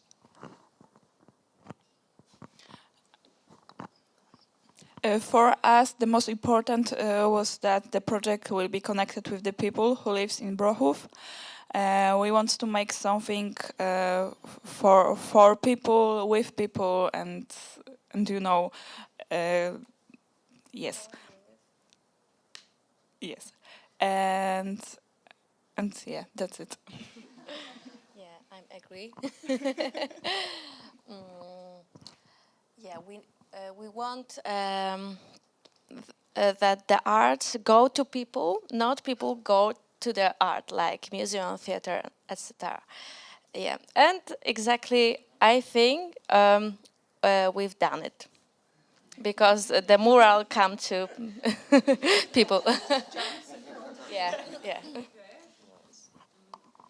So our main criteria, as I mentioned before, was to bring some kind of joy to people, and one of the main criteria were that the artist actually spends time and gets to know the local people, or in this case is actually born within the community. And also when we added a little comical aspect to our open call was astrological compatibility. Yes, that word. Because yeah, the open calls you prepared, we had to share also in our organization's wider network and on social media, etc. And I was receiving those calls from frustrated artists who said, "But why are you really going to consider the astrological compatibility? Like, is it even a criteria? Can you add it? Like, are you discriminating the rest?" Because I think you wanted to have Aquarius as artist. Are you, Jurģi? Because they select you. So yeah, so there was not a huge discrimination in the end towards the astrological sign, but yeah, this would be just to demonstrate. This would be something that we maybe as an arts organization wouldn't put in an open call, but in this case, we are stepping back in our power positions and we are letting the community members to change the rules, even if they are sometimes unusual, because also you wanted to make the duck happy, the duck that is the mandarin duck swimming in Kuldīgas pond. So we have a mandarin duck, which is not very common in Latvia, which is actually never seen before. Yes, maybe, but. So yes, and it has been a part of our community for a number of years now. It always comes back in the winter, so we wanted to include him as well. I didn't know that you put the astrological sign as a criteria in the open call. Okay, we had different criterias. For us, it was, I think, firstly important, the accessibility question. So, like Gosha said, that the art goes to the person and not vice versa. So, basically, we knew that we wanted something in public space. The other thing we knew was to hopefully see an artwork that represents some kind of hidden or untold story that it's not really, in the public eye. And the third thing, and it was quite difficult as well when we did the selection, is that it has really a connection to the 7th district and the local community, because we received so many amazing projects, but many of them were like fantastic, but this could be easily done in district 3, 4, 5. It doesn't matter where you put it, it's going to be amazing. So what can it be that really is about district 7? So I think that was the third criteria, and eventually it helped a lot when we made the decision. Yeah. So did the artist help you to define actually what the 7th district is about? Sorry? Did the artist who responded helped you to discover what the 7th district is? Maybe not in that way, but from the proposals, we knew if a project was really about the 7th district, or it was a project that was artistically amazing or socially engaged, great, but it didn't have that strong connection to the territory. It really came out in the application. So there was something intuitively understood that it connects or not connects. How many applications did you get in Budapest? 21. And Kuldīga was 29. Yeah. Yeah, and Maybe 40. I think 50, 40. Okay. 30. Okay. For us, it was fun also. A lot of fun in this project. We are agree with ourselves. Sorry. Yeah, and it's not so bad for us because the final artist was great. So the task was to, out of 40, to choose 3, or out of 29 or 21, to choose 3 artists. And all the 3 commissioners had to agree on the fact that this is our top 3.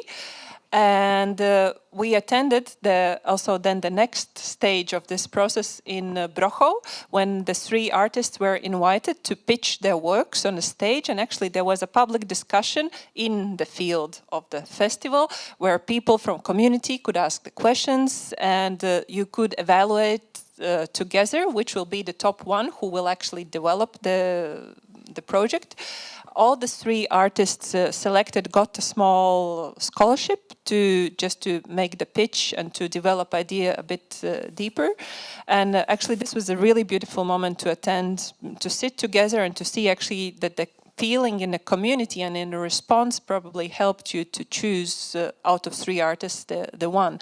In Kuldīga it was a bit different. You didn't have this kind of public discussion, but you still had to check in with the community and feel the temperature to decide what would be the reactions. Can you just comment a little bit how was the choice of top 3 and number 1 sitting next to you? I cannot say anything bad about him. He's right here. So no, but I would never. I'm sorry, I would never. But yes, it was quite difficult for us to choose. There were so many great projects, 29 of them.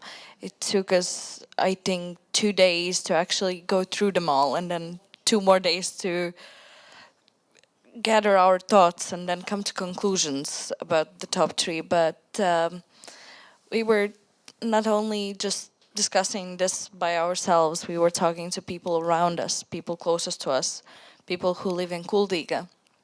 And we narrowed down to, actually at first it was top 5. Then we understood that it's not possible to actually have all 5 pitches. So we had to narrow down it further, and it came down to 3 amazing projects, each in a different area. And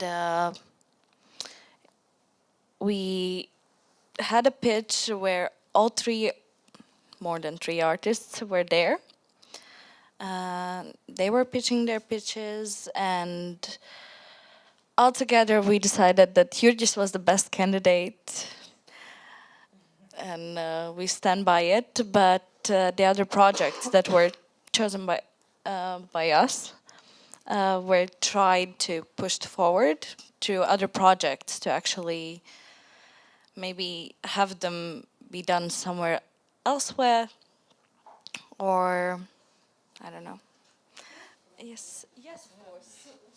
Because it was a very, very important process also for us as an arts organization actually to learn, and I think we've never had such a serious discussions during the choice process, because the way how you went through the point system that actually Daniel mentored you how to do it, like you evaluated every criteria that you had and you actually put the points, and it was super democratic choice in the end, but your descriptions were so precise on what is lacking in every proposal that sometimes maybe we cannot be this honest. I don't know, when we are working on other open calls, how you said, they were quite brave, the idea is good, they are representing Kuldīga, but I didn't feel the passion.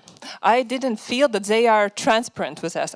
There was so much intuitive attitudes that you described quite honestly with us, and I think this was where the trust was really built between you as art commissioners and us as organizations, seeing how you perceive it and how you actually care for your community, and you say, this is brilliant, the result would be amazing, but I feel that they don't actually understand Kuldīga, or that they actually have the feeling there. So it was the best part for us maybe as an organization. But please, Budapest, tell us about your open call process and the criteria that were necessary. I think in Budapest we had an amazing selection methodology. It was led by Márton, who just left for a tiny bit, but it was truly amazing. We had an opportunity giving points to different projects, vote in, vote out. It was a pretty complex methodology for us, but I think in the end we circled it down for 3 projects. and yeah, from the free project, they had a public pitch in the Bethlehem Theater for us. There was like community members who were like also in the crowd, and they had a chance to see the pitching.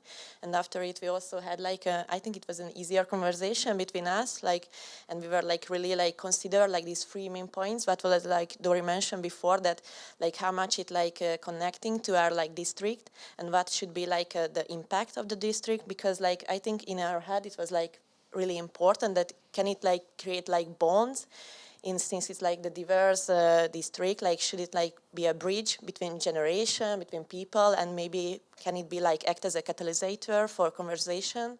And I think it's perhaps did or will do, so hopefully we will see. Yeah. And at this point, I would like to add a really nice success story of this selection process. That, as you mentioned, the top 3 candidates who we selected, they have been awarded a little scholarship money. I think it was around 2,000 euros. So, in order for them, so 1,000 euros. So this money was given to them in order to develop a prototype of the proposal, so they can then in the final round come back to us, these 3 top candidates, with their prototype of the project, and then we can select based on that and their pitch the final winner. And so it was a very tight run to them, because 2 of these 3 we really liked, and we were in the limbo who to give the final award to, and then we compromised, we came to a final decision.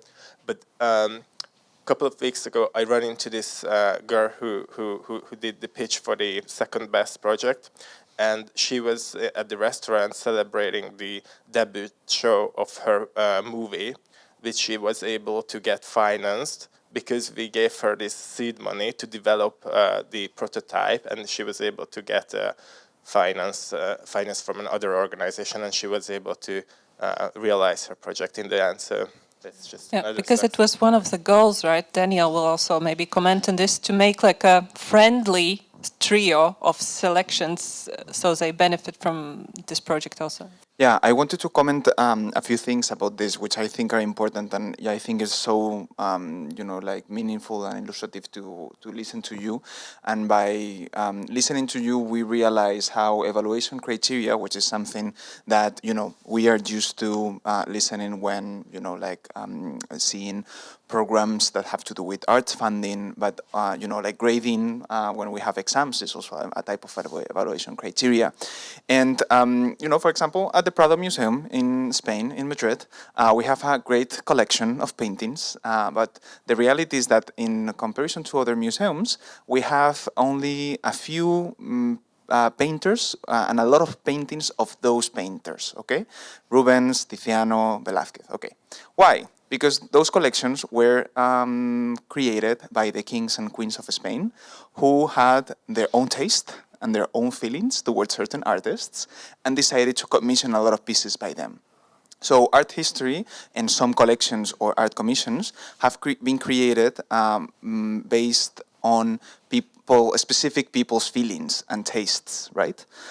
When arts organizations and democratic values come into place, somehow we need, or we have the necessity or the obligation to, put together a set of criteria that somehow is objective, that where feelings and emotions or tastes and dislikes are not, where everything needs to be justified, right? We cannot say in an art application, there's no passion in this artwork, right?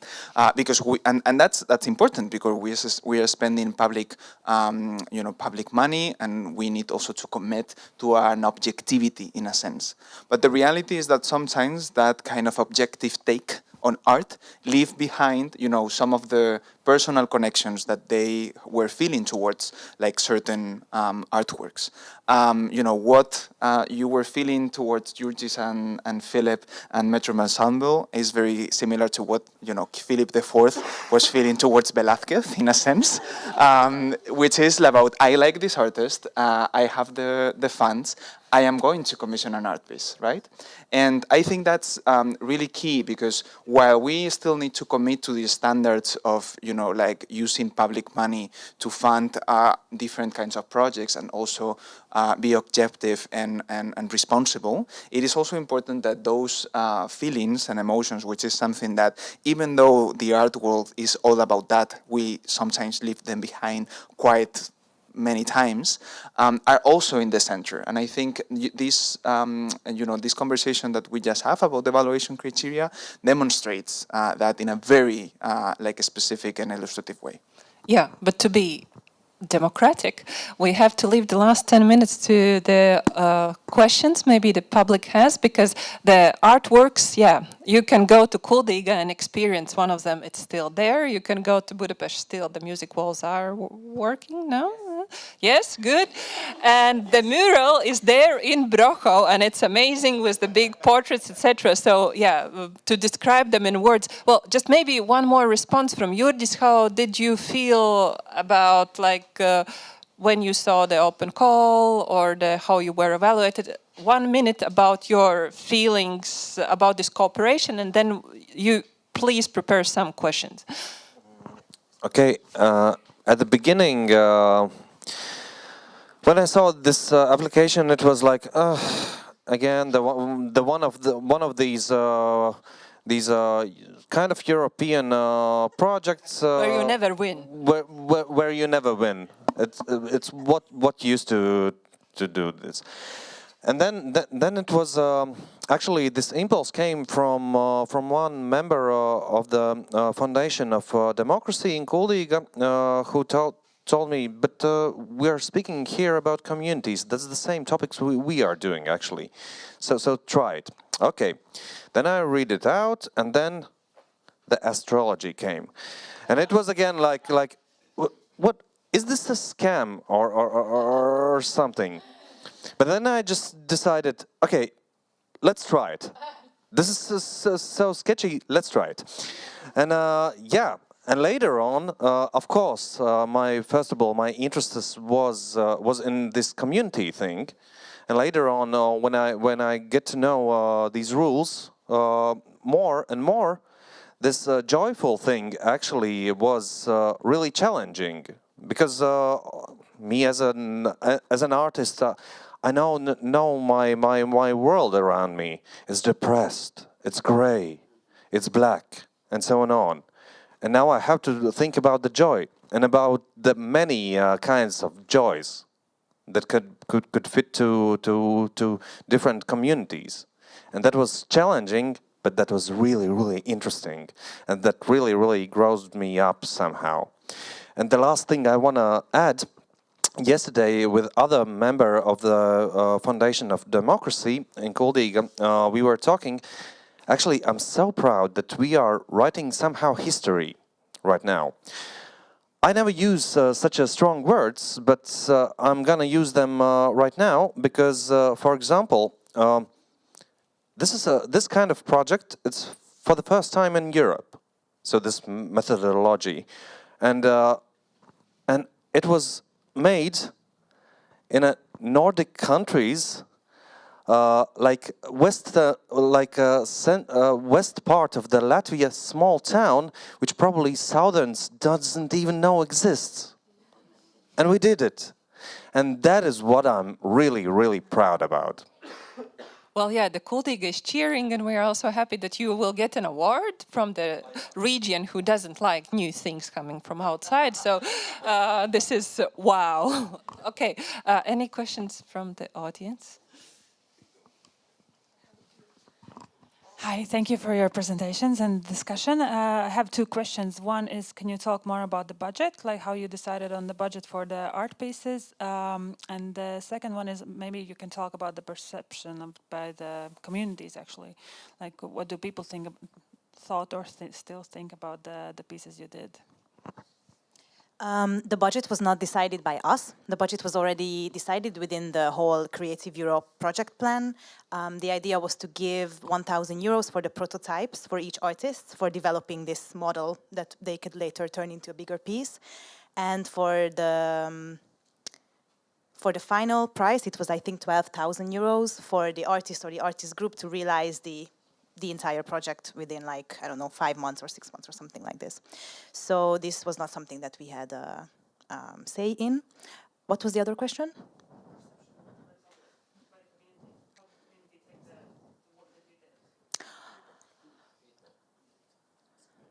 Well, in our case, it's a bit difficult because our project was not entirely working by the time when we premiered it. So it's still kind of a work in progress. I think the people who came were hopefully generally happy about what they saw, and the concept was intriguing for everybody. That's the positive part. The negative part is that they developed a very complex project with sensors, with electronics, with many, many different parts. And sadly, by the end, this could not come together fully. Not all of it, part of it, yes. So this is still something that we yet to see, I think, how the... I don't know how this will go into history. I don't know, yes. But the general community, I think, and the people that were there were interested in it. And yeah. And question actually from me, do you think it was worth the 12,000? Sorry? Worse? Was the work, the value, do you think it was 12,000 value? I mean, if I think about the 12,000 for a group of, I think, 6 people by the end, their work for half a year, the amount they had to spend on modeling this work, collecting the materials, all of the electronics, developing the electronics, and then changing it, cutting out the board of the actual artwork of it, I think 12,000 was not a lot of money for the entirety of this project. But maybe also as a, yeah. Oh yeah, just to add that because they have actually made 7 pieces of the musical instrument, the electronic panels, which are like boxes kind of, and they also made a musical map, which is also another object, which also contains electronics and has it's like a voice library of the neighborhood that you can listen to if you press on the different points of the map. So. Many art objects for this for one project, and many things to think about after. Well, also right about the choice. How was the Brocho, the perception of the artwork? Because budget was the same. We had a little problem with with people, with neighborhood, because. Philip, our artist, he painted people who live in the social block, yes, with problems, also with alcohol problems, sometimes with addict, with no work, yeah, and he painted on very big 2 walls, yeah, and we have a problem because new people who lived not so long in Brochów, they wrote to the Art Transport organization a lot of emails that why these people are in these walls, because it's not a representative group, you know, it's like a little I think class problem. Yes, that clash of classes, yeah, actually. Yeah. Mm-hmm.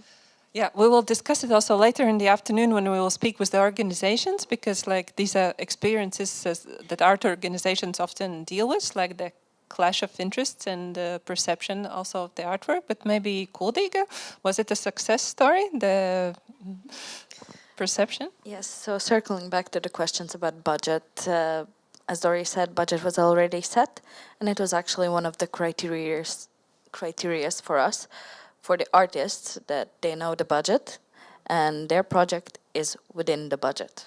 They cannot exceed it, which we had problems with different projects as well. So, and about how community reacted to the project, to be fair, it was better than we expected. It was quite a turnout for the first premiere in Latvian. There were children that were also in the project. Sorry, I don't know how to speak today. But yes, and people were happy, the joy in their eyes. It was something money can buy. Yeah, I would like to, maybe if we could turn the photos back, because yeah, I think from Huldiga project you actually see the joy in the faces that people are there. And I don't know, for us as the art organization, coming together with professional international curators to the event and seeing how the process is actually being led by the community. It's the sense of humor of Huldiga, it's the attitudes of Huldiga that is dominating here for this time of project, and they are cheering. The professionals are a bit confused, but with the time they get more into the game. And I'm really lucky that I still having some kind of really good feedbacks. Still people are sending me some messages about, yeah, I don't live in Kuldiga, but I just listened in the app these stories. Oh, that was so freaking funny, and so on. And the children are cheering. It's like. I'm really happy about the cartoon, but I'm a little bit upset that my character of the cartoon was such a small time in it, and so on. So those really cheerful and happy moments from them, it's something really adorable. So thank you about it. The snacks are waiting for us, but maybe some more questions. Yeah. There are many. Oh, can you pass the mic? Hello, hi.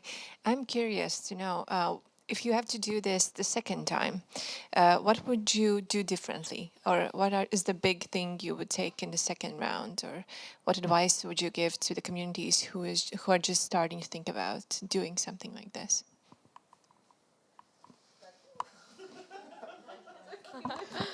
Okay, in Polish group we are very happy, and on this moment I don't have any other things to do, to other ways. On this moment we are so happy. Yeah, and yes, nothing to change.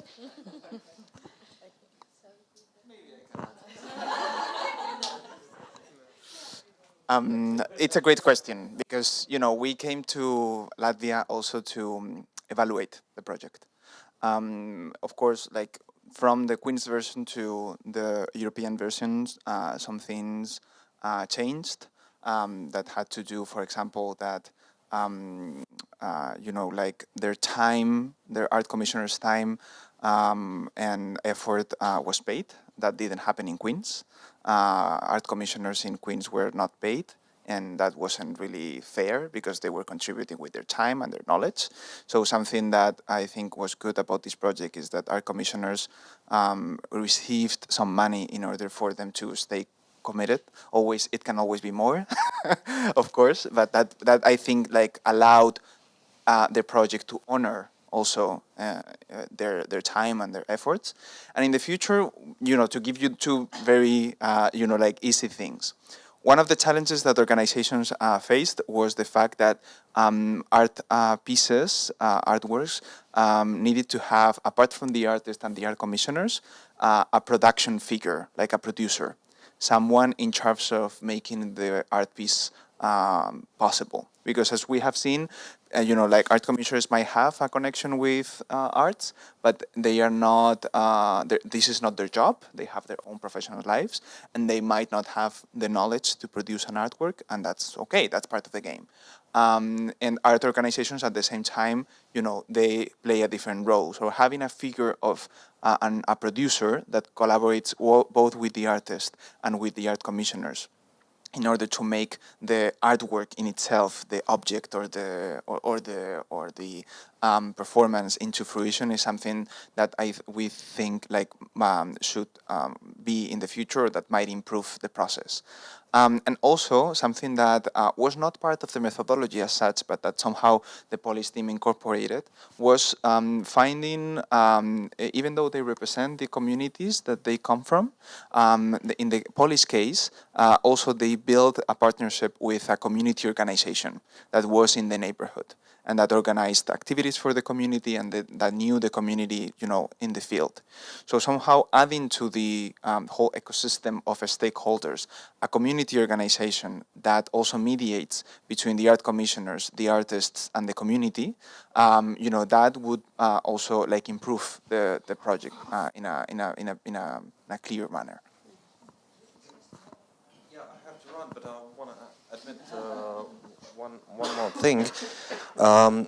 As for an artist's perspective, please be brave and just use this kind of projects. It's really interesting because I was before this project. I was used to, you know, I have my concept and I know what to do, and I strictly say to everybody, no, just only my idea. And this time you have to make these impulses from the community, and yes, maybe you don't know where it's gonna lead, but still, this is going to be a really interesting experience, which might lead to the really something good for the community. So that's a really good opportunity. So use it. Yeah, definitely.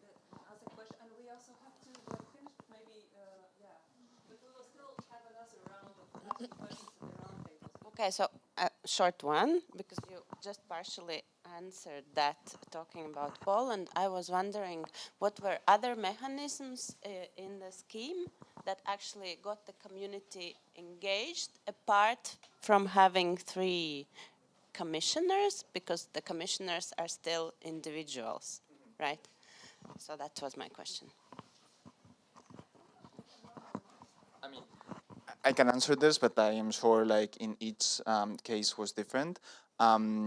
If I am right, that wasn't part of the methodology as such, but it could be incorporated as one of the things to add. In all cases, if I recall correctly, there were consultations with the community. In some cases, formal consultations, such as, for example, the one that we experienced in Brohov, where, you know, like people could ask questions to the artist, and where, if I am right, and correct me if I am wrong, you had these conversations. In other cases were more casual, rather than having like a formal shape. And it was the case, if I recall correctly, in Budapest, where also like around the Bedlam Theater, you know, like people also in the pitches, in that for that final, people could ask questions. You know, as part of the methodology, in, you know, like in some cases, the evaluation criteria was also like the community engagement part, which of course, like coming back to your question, come from individuals as well. But you know, like the fact that we somehow like feel that having a community organization as part of the methodology might improve the process is because it is going to be to contribute to gain more input, right, from the communities as well. And I don't know if you want to add something about those conversations that you were having with the community members, or. Okay. But I think we have time for. Yeah, I would like to say that I think it really depends on the size of city you live in, because, for example, Budapest is 2 million people lives there. It's a capital city, and it's very difficult to engage people. There's so much noise. There's so much going on, and we had some visitors at the public events. We had some local people, but compared to the population, even the district, it was not a lot. But this is something that this is something you have to prepare for next time if you do this kind of stuff, that I think really consider where you live and the kind of like saturation of the area. Because from what I saw now, like spending a couple of days here, including, I really saw community, and I really saw that this kind of projects works beautifully in a smaller place. But I think bigger efforts have to put in a capital city to engage people, because it's also, our district is very diverse, and it's a lot of people who are like come and go. People live there or rent there for like 2 years and then they move away. So it's not really this sense of like true identity, I think, anymore, unfortunately. But this is something that we can work on in the future to bring back this kind of sense of community. Yeah. But then also when we were kind of struggling with this aspect, so that kind of finding our personal interests and desires in relation to which art piece to pick, and then questioning ourselves whether, okay, is it good for the community? Are we representing the community? And then actually the advisors were kind of like helping us and like calming us down by saying that, yeah, but guys, like you three of you, you live here, so you are already representing the community in a sense. So with that, it was in a way it was already built in that we were already a part of the community and we represented the community. So it was already kind of like a public consultation process in itself, and then on the top of it we can reach out and do other consultations and ask the opinions of the local inhabitants. But definitely, this is also an aspect that we can improve on, and if I formalize it a little more, I think that might be helpful for sure. Yeah, let's wrap it up. Okay.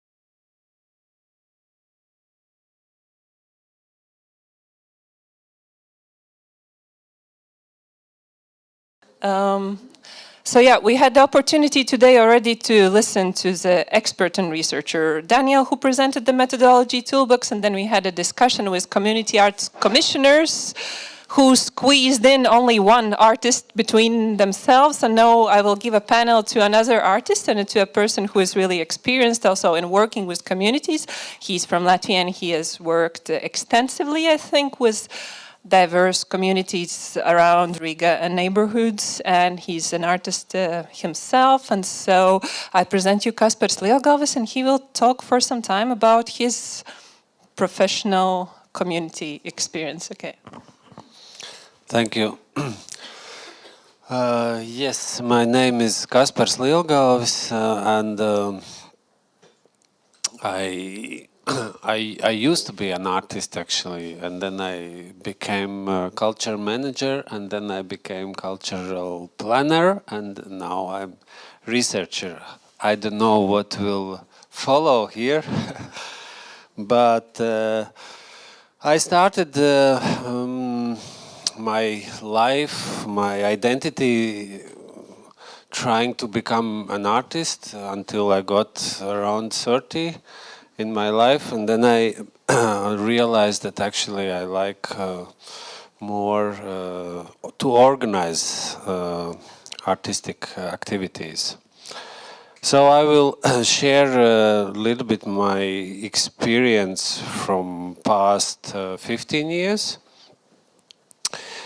Moving from artist to researcher, and yeah, I was invited to tell what artists can do for community building, and this is what I try to do for community building, and I just want to show that there are different ways what artists can do for community. Of course, you know all that already, but just one of the versions.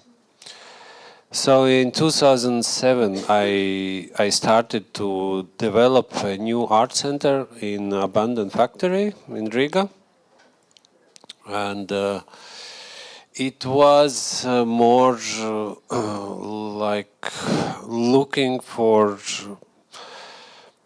my identity, what I really want to do instead of art. And I met some other artists who had also studios in this factory, and we started together to organize activities.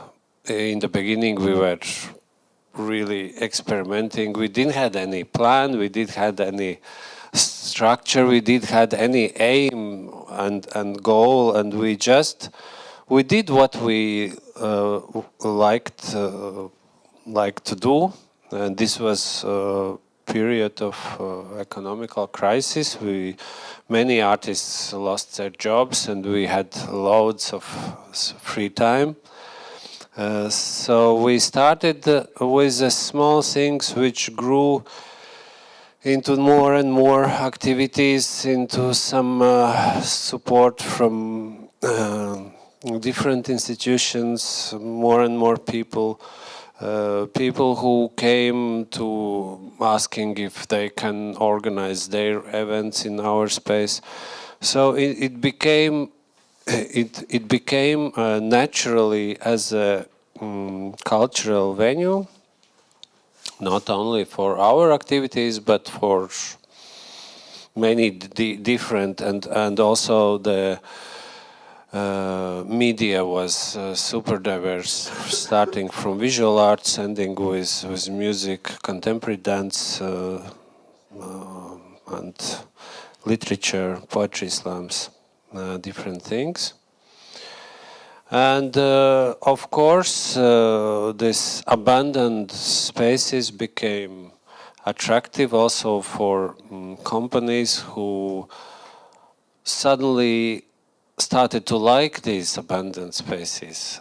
I don't know what happened. Why before us nobody needed them, but when they saw that, I don't know, actually, I have never asked them why they wanted exactly our spaces, which we were using for our events. But it did happen that and they offered to the owner higher rents, and we had to give up because we couldn't make our money.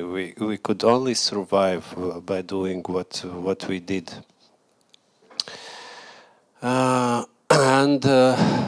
So this first 5 years were very important for all the next steps that I have been doing until today, when I'm working now in Latvian University as a researcher.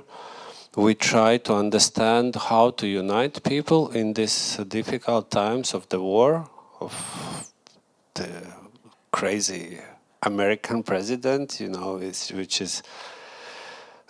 which is challenging also as Baltic states, of course. If now we don't know if NATO is guarantee of our freedom or not anymore. So, how to protect our freedom, and what to use instead of military forces, because we are a very small country and we can't fight if Russia with 150 million people and army, which they can, you know, it can be really huge, and we can't protect our country. So what to do now? And okay, I will go on with my presentation. Yeah, sorry, sometimes it happens with me. Like this art center. It just happened. I don't know. I didn't wanted art center. It just happened. And when we lost our space, I decided, okay, never again. I will never pay any private owner the rent. Because in Riga we have so many empty spaces which nobody is using. So now we have showed what we can do. And if somebody will want us, they can ask us and we will continue. But nobody did. Nobody did, and we started to think how we could make them ask us to use their empty buildings. And we created, together with another active people from the cultural field, we created a movement called Free Riga. This was 2014, a time of occupation movements, Occupy Wall Street, occupations in Italy, in Spain, everywhere. And we were also thinking, but why nothing is happening in Riga? No squatting, we have so many abandoned buildings. So we started to work with empty abandoned buildings. We made a map of abandoned buildings. We found out that we have hundreds of empty buildings in the city. We found out that also the city is aware of this problem, but nobody is really talking about this. But so we started to organize different kind of activities, discussions, meetings, conferences about how to open doors of abandoned buildings, and we also opened doors of some abandoned buildings in 2014. This was a former press house, huge space with unrealistic plan to make it as a cultural center. It was 22,000 square meters, which was impossible to make turn into. But it was again one of the steps forward. It's always, you know it very well. When you open the door and step in the unknown space, you always find something super valuable. And then Liepāja, another city in Latvia, the municipality, they suddenly invited us to use one of their empty properties and turn into short-term art center for 3 months. And we did it, and it was very interesting. Summer, beautiful summer, lots of events. Again, local students were the most often visitors of our activities. So we saw that it's needed, and then we went to municipality, showing all our photos and telling how many people were attending, and they said, "Oh, unfortunately, we are scared of our bosses from the ministries, the state control institution, which controls any state institutions, and there is no law in Latvia, like squatting law, or there is a law which tells you that you can't give state property to somebody for free. So it's opposite. The process is completely opposite. So they said, "Oh, there is this empty water tower which belongs to another state institution. Go and ask them." And we went and we asked, and next summer we were opening this beautiful water tower. And then old cinema, and then old still running factory in Estonia. I won't go into the details how it all went farther and farther, and it was like this snowball which rolls down the mountain. And and then suddenly our seeds of the temporary use organization called Free Riga also started to grow, this organization, and in 2017 they got private property which is former emergency medical car base in Riga, and we got all the empty buildings in this base for free for 3 years, and we created another cultural courtyard in Riga, which was quite full with artistic activities. It was how it looked before and how after us. And actually, when we started, it's not in the really. Who has been there? Local people, of course. I think maybe you went also. Now it's not like this anymore. Sadly. Yeah, right. It's just here. So if you know the geography of Riga, you understand that this is not a city center. So when we started, we thought, oh, who will come? It's so far. But we got it for free, so let's do something. So we we did something. Some first summer was like random things. We were kind of trying to activate. There was people who started to organize something, and then they started to complain. Yeah, but why the promotion is bad? Nobody's coming, and then next summer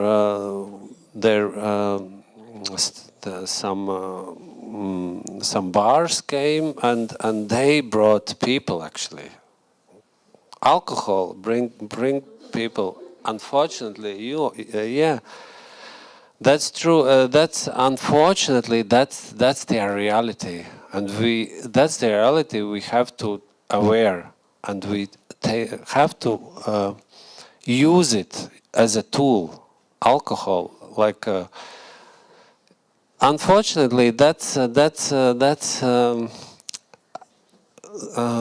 what happened. With beer, we brought people, we brought youngsters, we brought students, and then we you know, we kick them with art. You know, we give them a kick. You know, and we try to many of these youngsters, they come just to hang out, to have a beer, to meet friends.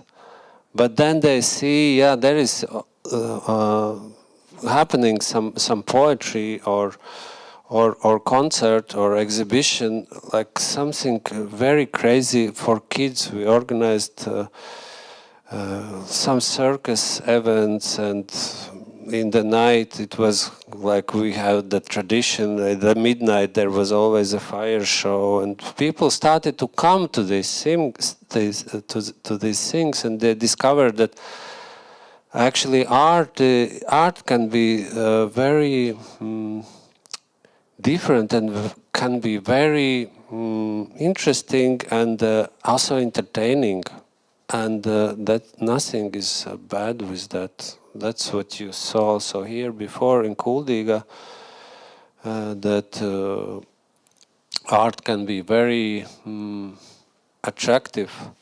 So what we try to do in this courtyard, we tried to face reality, that the people, they can't really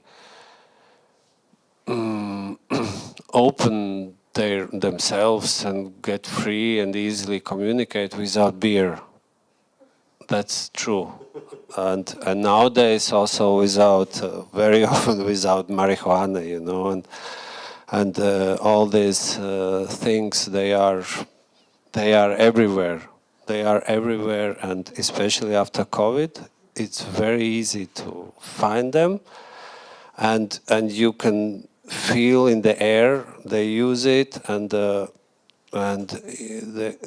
courtyard was not exception. You can't control. You can't have police all the time. Then nobody will come. Nobody will come. So what you can do with art? It's like, yeah, I don't know. It's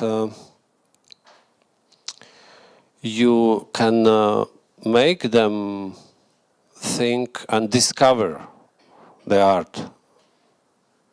Just bring art in these places.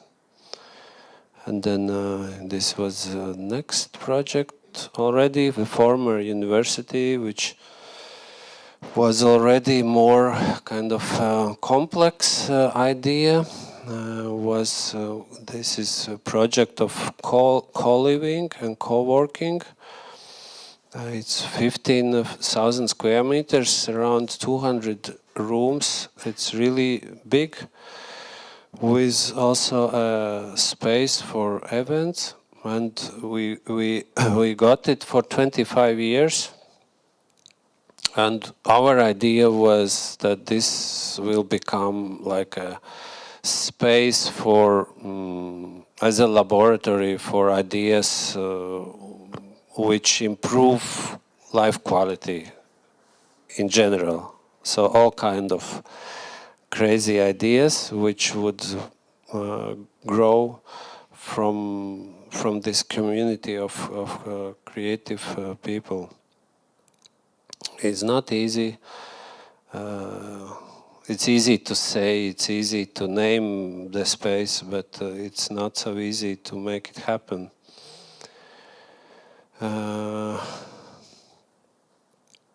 What else artists can do? Artists can do many things.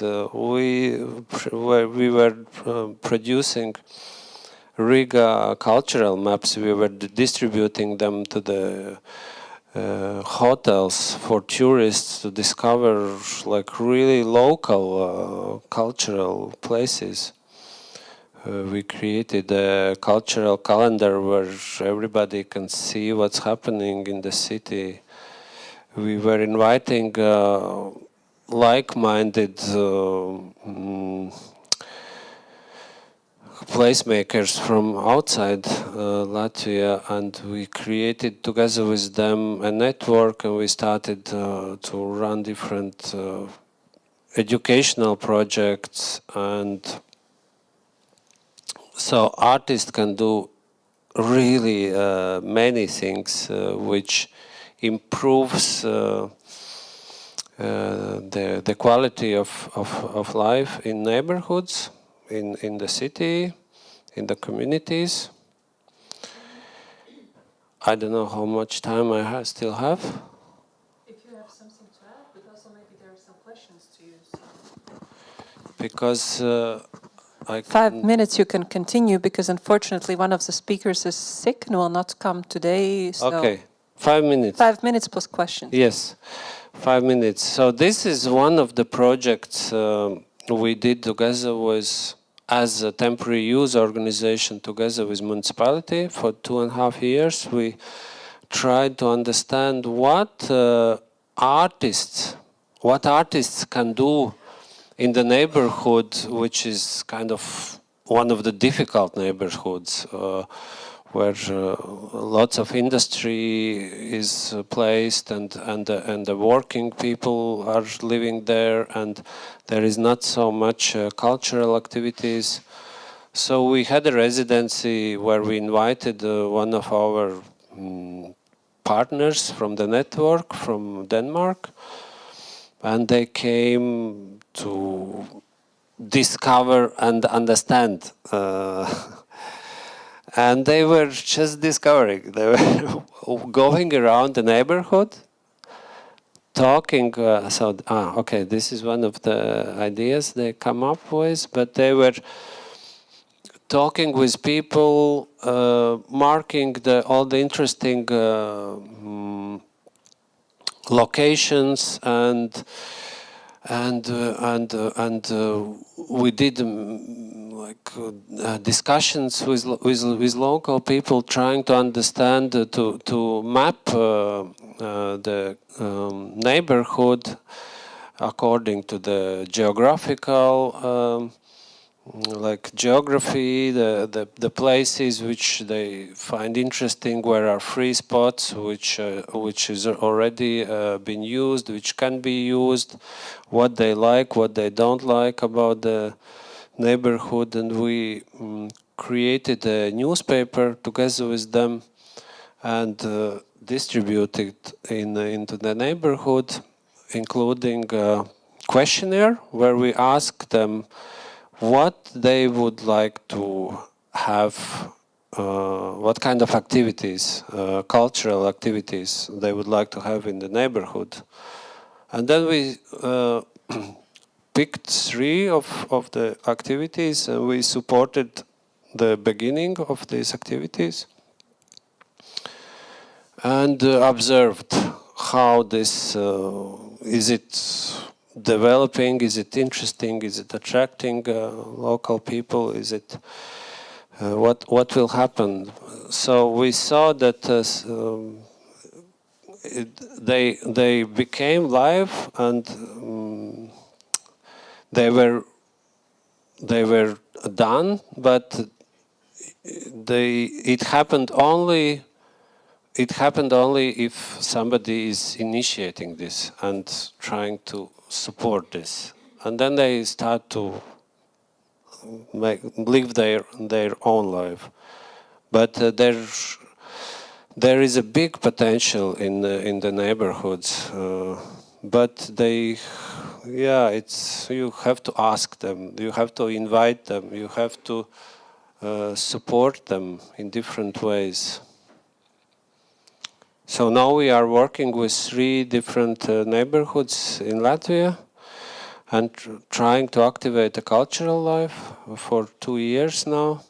We are in the middle of the project and we have to come up with some recommendations for the government what kind of programs they should include in the next 5 years, which would support this growth of activities in the neighborhoods which have a poor cultural life, basically 99% of Latvia. Okay, thank you so much. Okay. Yeah, thank you, Kaspars. And also I want to emphasize that in this conference you were representing the Institute of Philosophy and Sociology, who are working on the project about the social cohesion. And you are one of the researchers, practice-based researchers, right, in this project. And hopefully they benefit learning. Still, you sound quite pessimistic when you speak about. Maybe people have some questions to Kaspars, the artist who has worked extensively. Yeah. Just a question. To the slide where it was the research, Which one? Oh, sorry. Yes, this one. Thank you for the slide. Yes, we'll look into it. Thank you.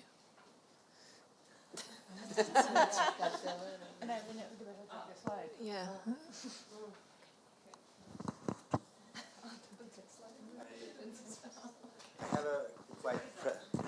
I have a quite practical question.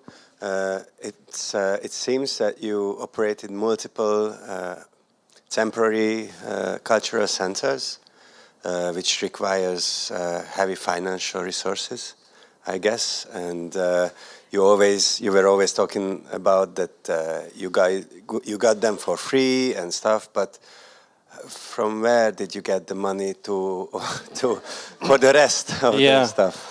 It's a good question. When I started the first art center, I told myself, if the society will like what I do, they will find the ways how to support me, how to finance me. And this is what I always keep in mind. There are many different sources. Sometimes we got the funding from the state, from the Culture Capital Foundation, sometimes from the city, sometimes from British Council, sometimes from bar income, sometimes from ticket sales. It's very different ways how we finance. And it's always big challenge.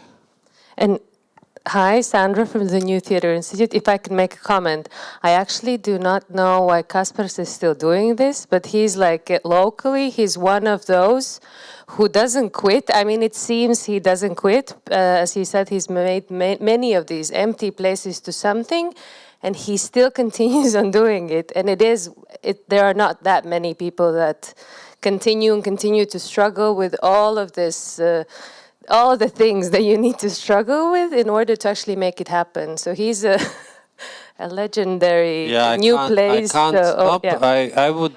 I would stop if I would feel that nobody needs it, and if I want, and people invite me, and that drug, I kind of have created this kind of aura of placemaker, the one-off. So people, when they look for somebody, they find me, because it's not so, as you said, there are not so many people, but it could be. But it could be more, and recently I have been invited by Riga's Latviešu biedrība, which has amazing, beautiful building. Where nothing happens? And they found me because they were looking for someone who has created Tallinn Street Quarter. And they thought, okay, this guy will solve our problem. And then I had the meeting, and then I told them, yes, but you know, I can do this, but you will have to listen to me next 3 years. And they said, no, sorry, we didn't saw it like this, so you know. But if you're they like don't need. perfectly answering the question all the time, what an artist can do for this topic, because just continue to believe, dream, have a vision, and make Yeah, I people think listen only to you. artists can do this. Yeah, like no other magicians. Can you pass the mic to...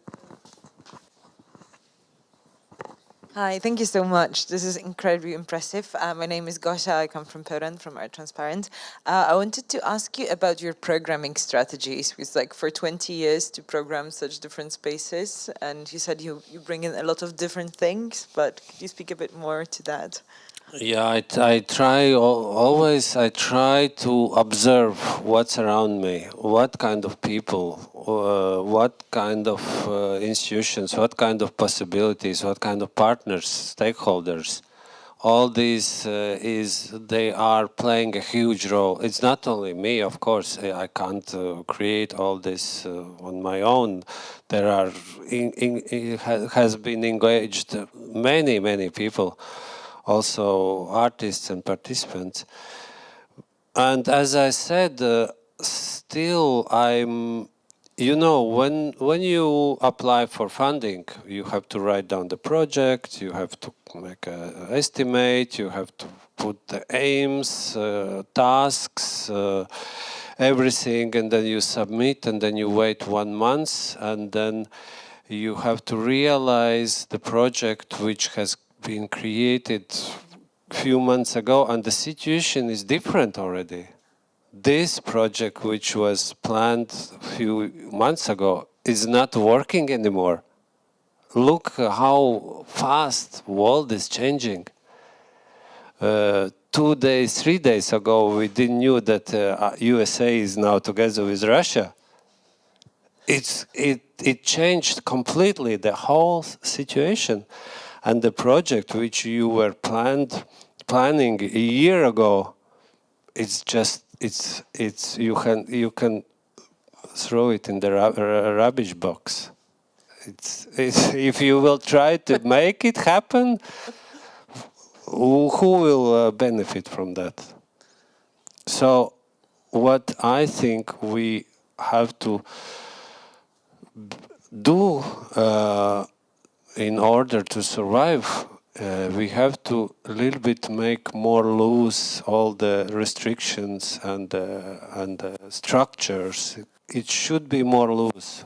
It should be more free, because we are smart people. We don't have to always follow some, you know, this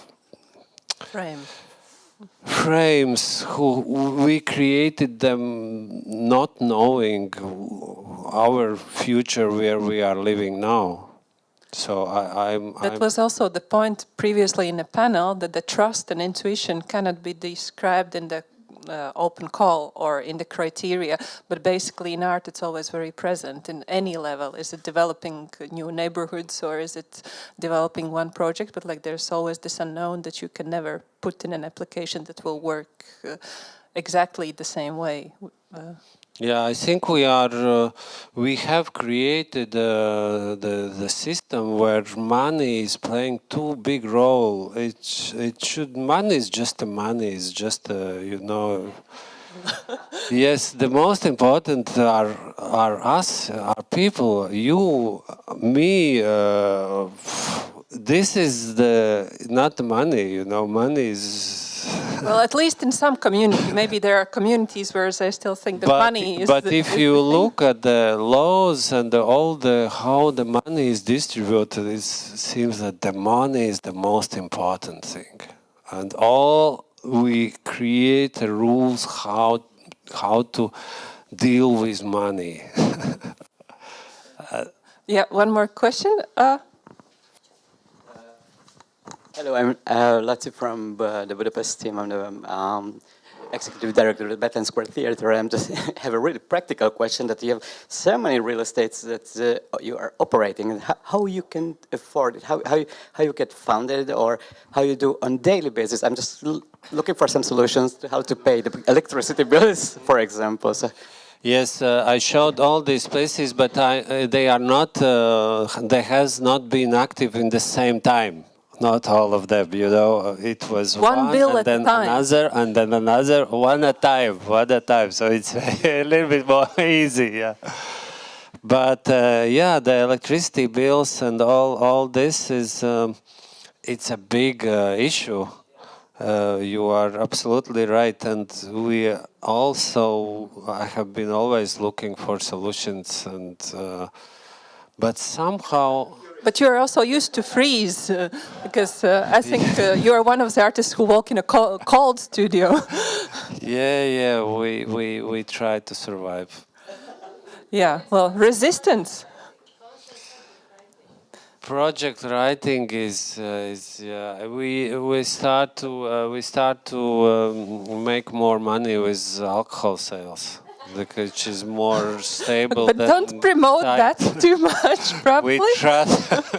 This is more trustful than the government. Let's discuss it over some beer. But maybe we have to move to our next speaker simply. Yeah, there's one speaker who is not talking today, unfortunately. Agnese Hermane is sick, but yeah, you can do an applause for... And those who have questions to Kaspars, please ask them over coffee or other substances. But yeah, Liene Ozoliņa is here, and she's a representative of the Latvian Academy of Culture, the beautiful buildings around us. And this is, by the way, a birthing house just in front of you. There are people delivering babies at the moment. Yeah, and so Agnese will speak about building an inclusive cultural... No, not Agnese. Yeah, Agnese is not speaking today. Liene, just present yourself. I'm sorry, I'm getting confused with all these. But thank you, yeah, for joining in from the Academy side, because I think a dialogue between different organizations and people is really needed about this topic. Thanks. That's right. Thank you, Santa. Hi, everyone. Really happy to be here. It's been really interesting to listen to these experiences. I'm very interested in the relationship between art and democracy. I'm going to speak to that as well. So I think there's lots of, kind of all these kind of levels of how we're addressing that topic today. I'm a researcher, so I'll be speaking from a social science perspective. I hope you're ready to receive some of that as well, along with artists and community activists and art organization practitioners. My name's Liene Ozoliņa, like Santa said, so I represent here, yes, this Latvian Academy of Culture now in these new buildings that we're so happy about. It's like Daniel so opened with, the feeling that it gives you when you enter this space. It's a whole new energy to work. And we're also now neighbors with the new Riga Theatre Institute that's just a few minutes down this street. So I'll be speaking about socially engaged art as a resource for democracy. So it's a slightly sort of different take on the topic of today, but still very much, I think, relevant here. And like I said, from a sociological, social science perspective, so I hope not to be too joyless. Joy has been a theme today, and it is an important theme, but social science, sometimes sociology can sometimes bring you down, but probably in a way like it is necessary, so let's see how we fare. I want to start with this image. Sorry. like I mentioned, we're neighbors now with the new Riga Theatre Institute, and this neon sign is on the wall of the building where your office is located, right? So because I've been now walking along this street a lot lately, I hadn't seen this sign before. Maybe some of you have noticed it. It's because we couldn't pay the electricity bill. Oh, there you go. But so lately I've been looking at it. It's captured my attention every time I walk by. As I found out, it is an artwork by British artist Tim Etchells. Santa can tell you more about that project. That was a project called Written in Neon, Riga, a few years ago, where she also took part. For those of you who don't speak Latvian, the sign says, when you read this, think about the past. When you read this, think about the future. But the words are arranged, and this is typical to that artist, and the words are arranged in a kind of playful way that you can also read it as, or that's how I read it, when you think about, when you read this, think about past, future. So what captured me was this entanglement. First it just stayed with me kind of subconsciously, but I kept returning to it. So this entanglement of past and future, being obliged to think of one with the other, the intertwining of the two, but also lately, and I'm sure you'll be right there with me, right now I feel like this invitation to think about the future brings up perhaps more anxiety than usual. What is our capacity to think about a future in this current moment of multiple crises going on in the world, what social scientists are calling a polycrisis? In a way, the future as we know it, the future as we know how to think about, is no longer available, or is being taken away from us in a way. Because just very, very simply, directly, last year, 2024, was apparently the first year that the annual average temperature on Earth was above 1.5 degrees Celsius than pre-industrial level. So if there is continuous heating of this degree above 1.5 degrees, that means that the world would have reached a climate tipping point. It's called a tipping point. And a tipping point means that the models that we have to think about the future, the knowledge that we have how to know the future no longer applies. Those models don't anymore apply. So there is no future as we know it, as we have known it up to now. And this polycrisis, it's another lovely image, that same neon sign. So this polycrisis also entails loss of biodiversity. So due to our overconsumption, overexploitation of land, due to various kinds of unsustainable practices, we have species of various species of animals and plants and other life rapidly reducing, right? So we have polycrisis, the climate change with biodiversity, and of course we live in a moment of geopolitical crisis, as Kaspars also just referred to, with the threat of our war having returned to very much our daily agenda right now. And the international order, as we have known it, is also crumbling right in front of our eyes right now.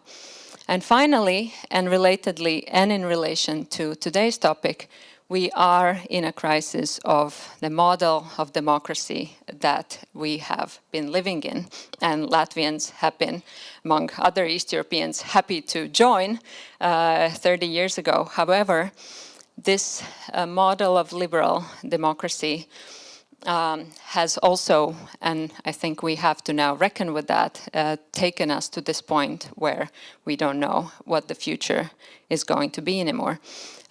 Here I'm drawing, and I want to introduce this because also in social science, just I guess, like in arts, the effort is collaborative, and I feel often like a magpie, just picking up like shiny bits and bobs, but picking up ideas that I think are worth sharing and are good to think with, and this notion that I've picked up lately.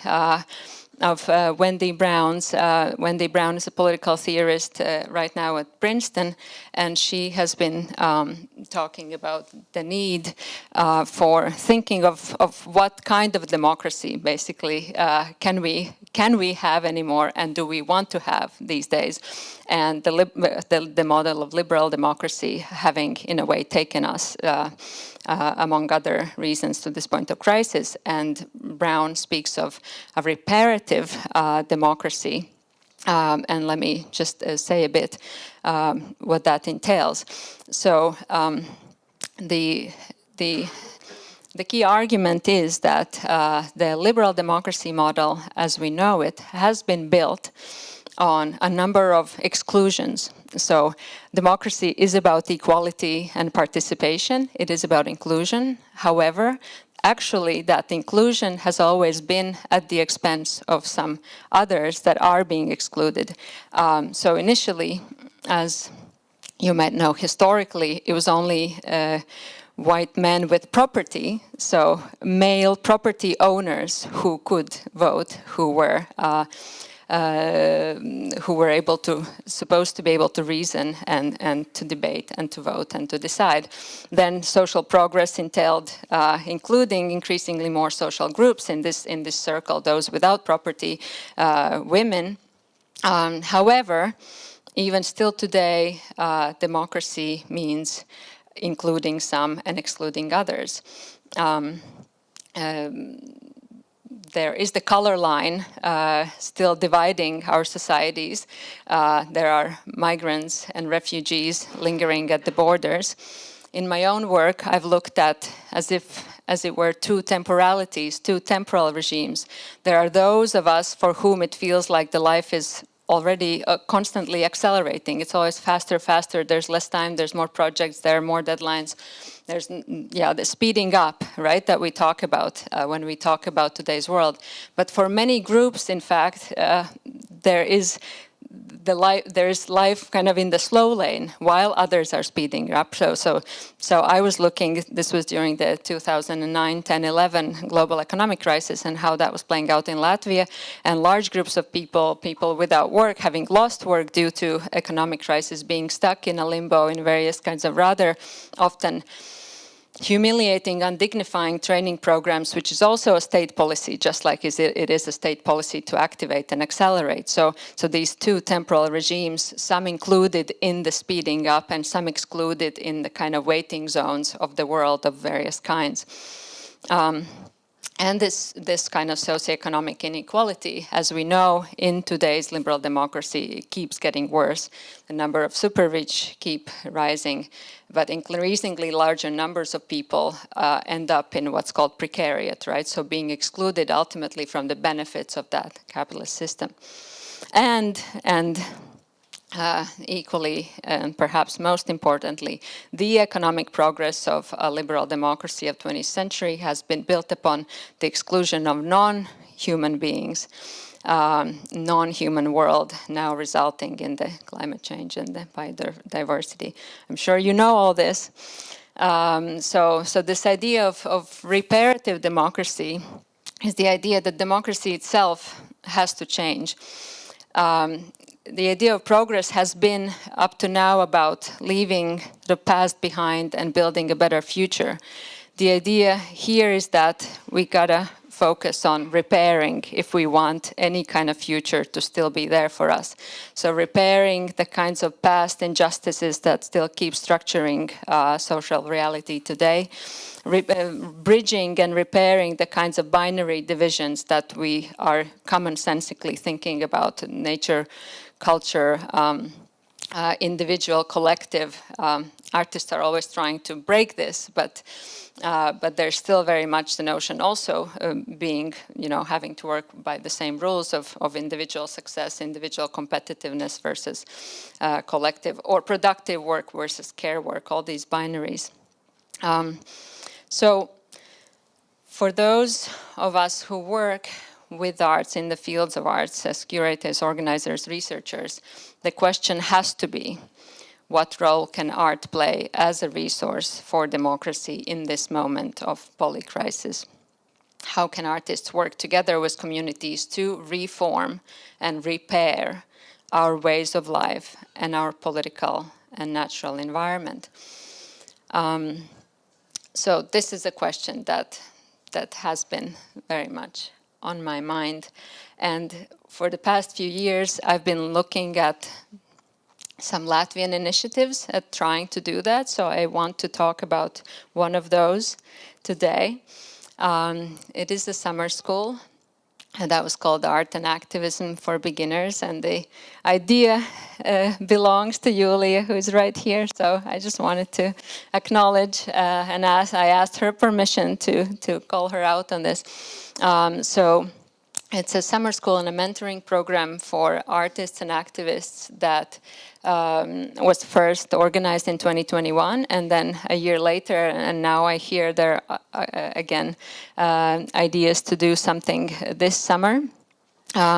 So I had the privilege and the nice opportunity to be part of these summer schools and of the follow-up events as a way to look at several cases of what. So as a sociologist, to observe and to think like what is happening here and what do I see, how this matters sort of socio-politically, what is working and what is not working. So just in the bit of time that I have left, I just want to share a couple of those observations with you. Sorry, let me just find myself here.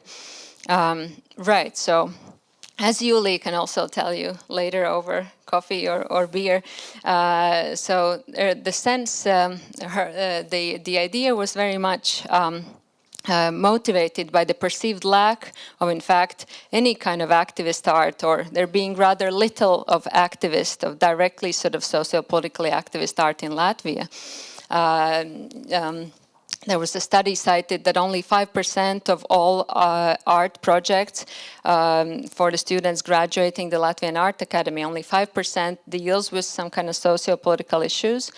And this was also very much the sense was shared by those who responded to the call and were participating in these summer schools, these young artists and creatives, first from Latvia and then a bit wider in the region, that perhaps due to the Soviet heritage, due to the Soviet past, where in the Soviet times it was the artists' task and responsibility to create socially and politically useful art in some sense, the principle of socialist realism, that then the 90s came as a backlash and art became, or so many of these young artists and creative thought became more about form than content. It was, in a way, it came as a freedom to engage in the aesthetic and the decorative, or well, in whatever you wanted, but that often came with this rejection of sort of social and political questions in art.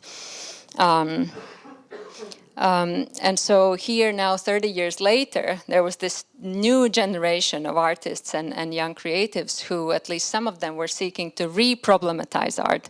And the participants were interested in various questions like climate change, LGBTQ rights, gender inequalities, social exclusion due to aging, loneliness, ethnicity, strengthening local communities as well as a value. But I also felt that the political nature of these gatherings also came from the fact that for those few days and those subsequent meetings, it really was about practicing being together in a different way and working together according to different principles. As the workshop facilitators who were from one NGO, one Latvian and one Polish person, they were very much trying to encourage it felt like it was sort of a consciousness-raising kind of group and activity where let's reflect on the kinds of principles according to which we are creating. Perhaps the process of working together can bring more value than actually creating something at the end of it. Can we create collectively rather than creating individually? What does that change? So these kinds of fundamental questions that in fact then felt very radical to the participants. It felt like a bubble that was unreal because it was operating sort of outside the principles of the art scene and of the social reality as we know it. So in a way it worked as a kind of a moral laboratory, right, where through introducing, and this was also new to the Latvian context because the language is very important, because in this sense I really can never give up this it's always in my mind is that the language speaks through you, right? It's not you who's speaking. I mean, it's tricky, but you know, there's something about this that in Latvian it's hard to talk about solidarity, about class, social class, or you know, class conflict, or about collective, for example. These all are kind of tainted words. So in this context, it felt radical to be using this different kind of language that allowed creating really kind of a different kind of sense of circle of solidarity, of care. It also reminded me of conversations I've had with the colleagues and mentors of older generations, say in the UK, who are remembering like feminist consciousness raising groups in the UK and US in like 70s, end of 60s, 70s, this kind of circles of solidarity. So something was happening here. So it's one lovely product. It was the best, maybe after Daniel's best book launch I've attended.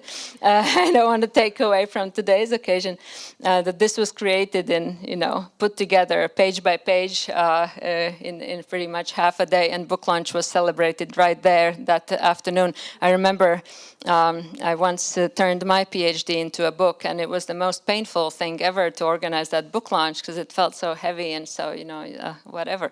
This was just, there was a lot of joy and fun, and that part of it was because it was like we're doing this, you know, we're doing this together. It's not about like how amazing you are, how smart you are, you know. It's about like working on an idea together as a group, as a collective, and the participants really really bought into that, to use a very sort of commodified phrase. And at the same time, so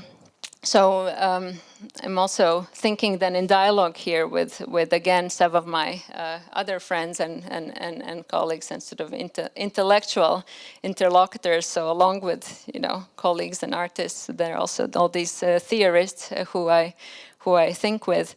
Chantal Mouffe is one of them, a Belgian political theorist, emphasizing, and I think it's important here in this context also where I started was the crisis, that in fact to recognize that so artistic practice always has a political dimension. So there is no apolitical art, and especially in the Latvian context, I think it felt like a sort of a radical realization that what we're doing here, it's not even about creating those projects that come out of this summer school, because those actually never happened, because that's also, well, in a minute, you know, thinking about the obstacles of actually of doing activist art, but to recognize that artistic practice always has a political dimension, not in terms of the topic that it addresses, but in terms of the political being about how we are together as a collective, right? So in that respect, the way we relate to one another, the way we produce something, is a political act and a political fact. And so the critical potential of art being constituting identities, constituting a different kind of sense of self, exposing also, you know, in our current society where very much there's common sense that organizes us. And to expose the senses, to expose that, no, we can think differently about something is already a radical act. So that's number two. So with this sort of new kind of solidarity circles, new identity construction, and exposing what we think doesn't work, art can be political even when it doesn't kind of directly try to be or directly addresses political topics. And to bring this to conclusion and to think of also of what we are struggling with and what our obstacles are. And maybe Julia can, I'm curious also to hear what new is happening and how we can continue this, because as great as these and as necessary these initiatives are, we're operating with a project system.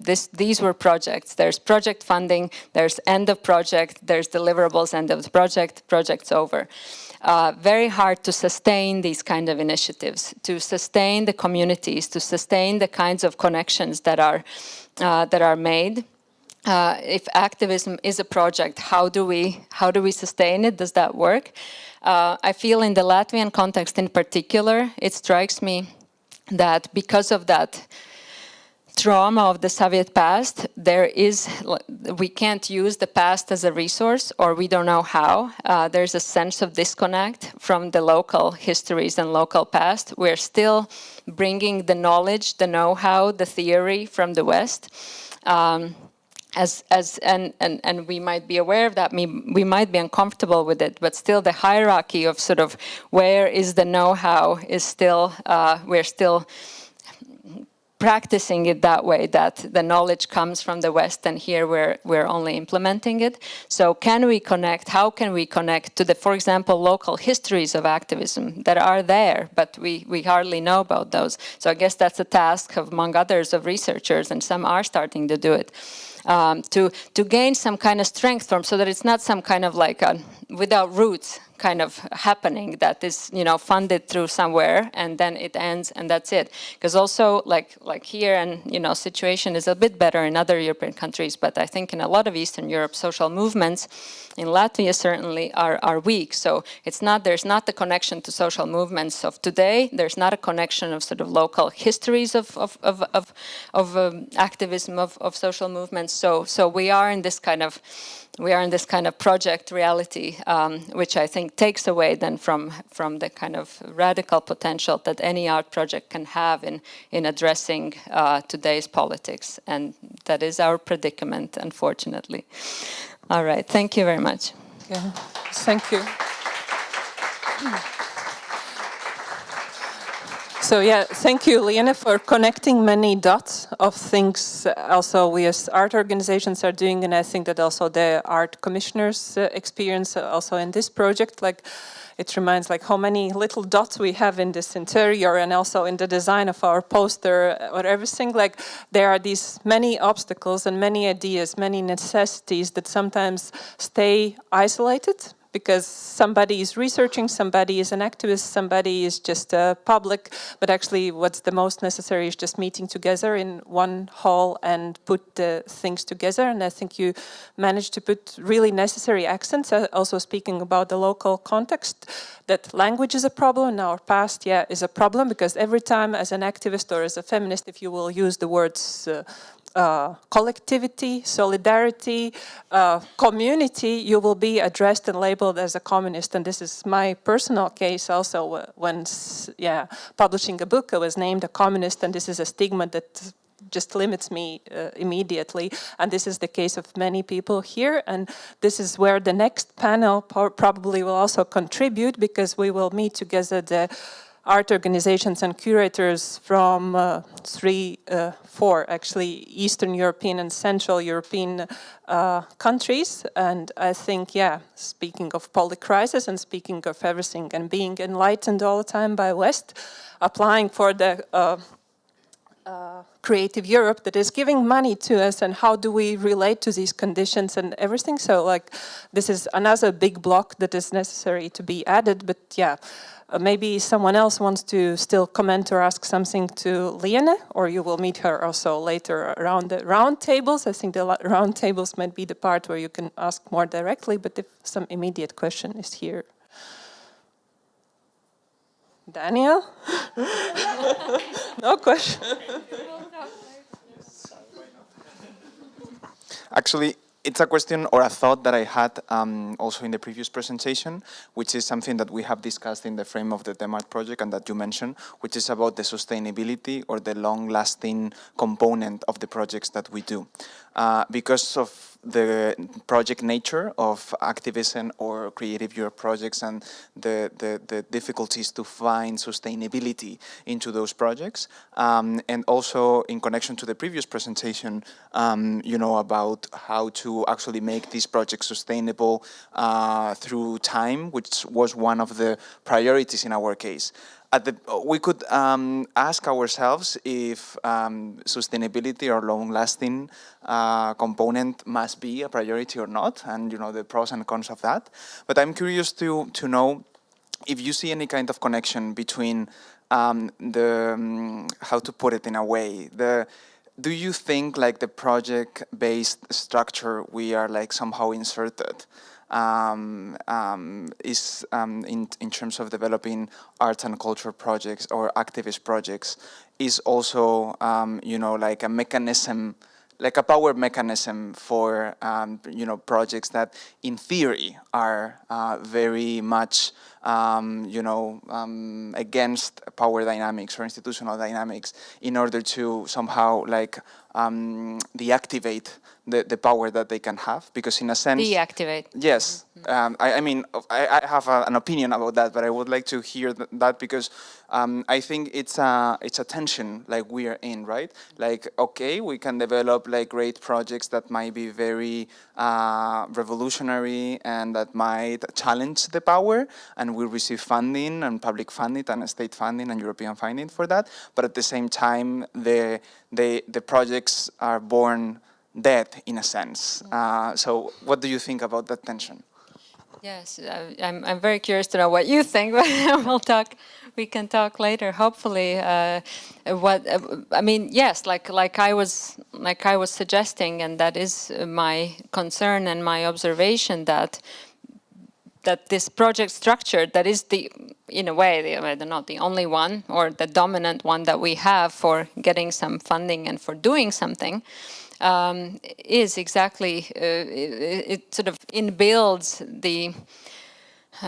the short life of the project. That very very simply and practically, the people don't meet anymore after the project is over, or only some of them do. Maybe we have to be optimistic and be like, oh, if some do, maybe some connections. Like I always remember Obama had this sort of, no, we got to look long term, guys. Like we still live in the best of times right now.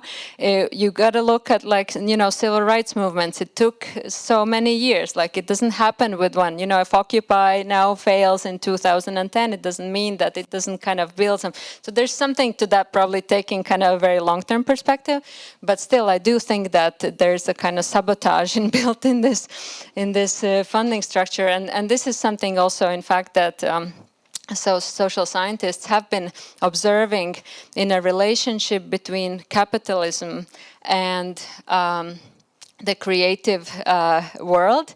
And so the creative world that often seeks to challenge and seeks to critique capitalist system, the way it functions. And so there are studies that have been done. There's, for example, these guys, Boltanski and Chiapello. There's a massive book called The New Spirit of Capitalism that I think looked at 1960s, 70s. So basically the critiques that were very resonant in the day of how these big sort of corporations, industries oppress our creativity and what we need to resist or how we want to do things differently. Those were incorporated over time into then the ways that capitalist corporations started working. So you co-opt those creative ideas of, for example, so this kind of all these ideas like that we have here as well, the free desking, the kinds of projects in organizations. Being, I don't know, what else? I forget now all those elements, but basically these elements of that were initially coming from like the art world and the creatives were then starting to being used in how corporations were being run, or what's the kind of ethic of being a successful business owner or a successful employee. So very sad, historical dynamic between the creative sphere, the art sphere, and the kind of dominant economic model that kind of saps out the kind of creative ideas and uses those eventually again. So this project idea comes, I think, from like art, various art initiatives that there was like, oh, we can do projects within organizations. Like that wasn't always the case. The project is a rather recent thing, but so how it's, yeah, so kind of, using like these kind of good, creative, kind of challenging ideas ending up being principles of the dominant order. That's a problem. So I see this project nature as part of that. But I hope someone has like more optimistic take on this or how we can take it further. But sort of structurally, that is what I see. Well, thank you. I hope that maybe in next panel we will have the answers where to get the optimism for to continue. There's one more question from Juda. Can you pass him the mic? Or Juda, come.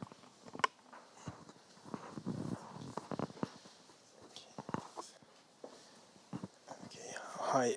So in your presentation, you're touching on the need of art supposedly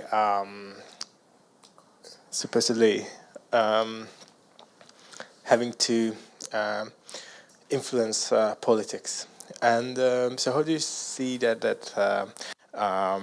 with so many projects coming from, for example, from the EU funding, or certain governments deciding that they will defund or not fund certain projects, but then, like, let's say the EU is like making these projects possible in the backyard of those democratically elected states.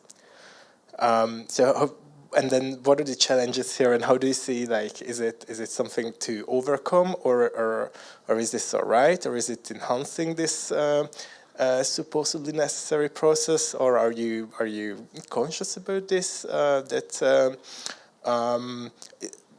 What kind of level of independence is needed in order for art to be politically influential when we are queuing up for state funds? But did I understand? Did you mention like were you making a difference between like EU funding specifically, and what did you mean by it in the backyard? Well, there is. I think there is an aspect of like kind of like a guerrilla war here now,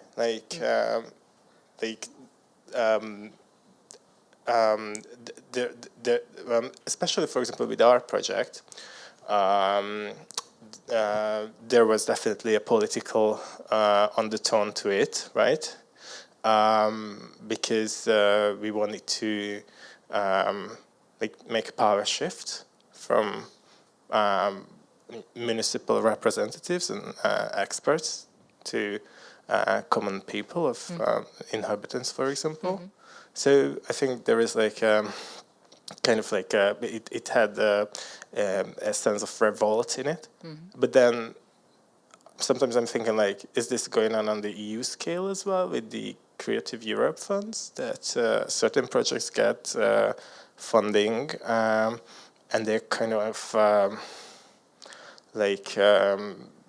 in a sense revolting against the status quo, and it's also a tool to manipulate the political agenda, maybe. Mm-hmm. But I think I'm being too concrete, so because I would rather be interested in your point of view about this. So this is what I'm asking. Like, what do you think? Like, is it not problematic for the art to be politically influential, and what are the limits that the state funding poses to this? Mm-hmm. Well, I mean, yes, there's lots, obviously, in what you're raising. I mean, of course, and you know, we all, I'm sure we're all aware that the fact that, you know, the funding can set certain agendas, and that there's evidence for that at different levels. I'm sure, and I haven't examined in detail, but I can only imagine that the European funding promotes certain values, certain political principles through its projects. Similarly, the states do that. I mean, I think I've looked at it in the Latvian case with regard to sort of funding these. I looked at particularly the case of creating centenary films. So in 2018, it was 100 years since independence, founding of the Latvian state, and there was rather, for the Latvian film industry, a rather big amount of money being given to a competition to create films for the centenary. And I think, that whole situation was super interesting of how the artists were negotiating their sort of independence, their vision, and there are many different, there were, I forget now, someone remember, were there like about 20 films, or there are quite a few. So there are many different cases within that of how the different projects were very different. But we did again, because of project funding, a rather short-lived study on this. It was a one-year project funding that we got, but we tried to do what we could in that year as a team to study of how that process was, and we were interviewing the directors, the film directors, because you can't you can at the kind of simple level can be like, oh, here's the state commissioning the art, right, and with all that is involved, right, for the centenary, and so But of course, it was more nuanced than that, because there was, this is not this is still, we don't have censorship or kind of artistic control of that kind in Latvia, thankfully, still or anymore, right? So they could do, the filmmakers could do their own thing, but still they are operating, so there are these levels, because they're operating, they're still Latvian, right? They're still part of this society. So, and they still therefore share, just like I share, just like a lot of us share. We're different, but we still share certain kind of frames, of how we need to protect our country, and especially in this kind of increasingly worsening kind of geopolitical situation, this relationship with your country, and we're all involved in that. We're dealing with that. There's a relationship there. So do the artists, right? So how they were negotiating this, that they were independent to create the films as they saw fit, but at the same time, yes, there was the funding coming from the state. You know it, you're aware of it, right? You're being funded. How does that impact you or not? How do you deal with that as an artist? And also the fact that you are an artist, but you're also a Latvian. How do you feel? What is your relationship with the state? What kind of film are you going to create? How do you feel about the centenary, right? All of that, all those politics is right there. Even if not in this kind of direct way of this being funded by X, so therefore, there's the product. It doesn't have to happen so cruelly, but it's a very complex and relationship that we did a little bit of looking into. I'm sure you could see how people deal, how organizations deal with doing EU funding, and you have experience yourself of that. Well, yeah, I wanted on the part of EU funding to say that luckily they have this disclaimer whenever we use their money to say that views and opinions expressed not necessarily reflect those of European Union. So this gives a bit of a freedom, and maybe also a possibility to add some criticism, because sometimes the case is that in a state-funded project you are somehow not, the critics are not really welcome.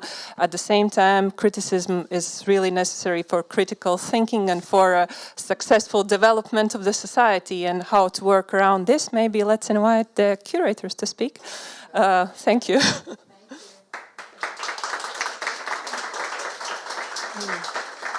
I know it's a long day, but this is the last panel. Then we have food again, and then we have coffee again, and then we have free conversations around round tables. But now maybe Karolina and Art Transparent, Pro Progressione and Bethlehem Theatre, please take your seats and move in front of... And I will just relax, because I'm not moderating the next conversation.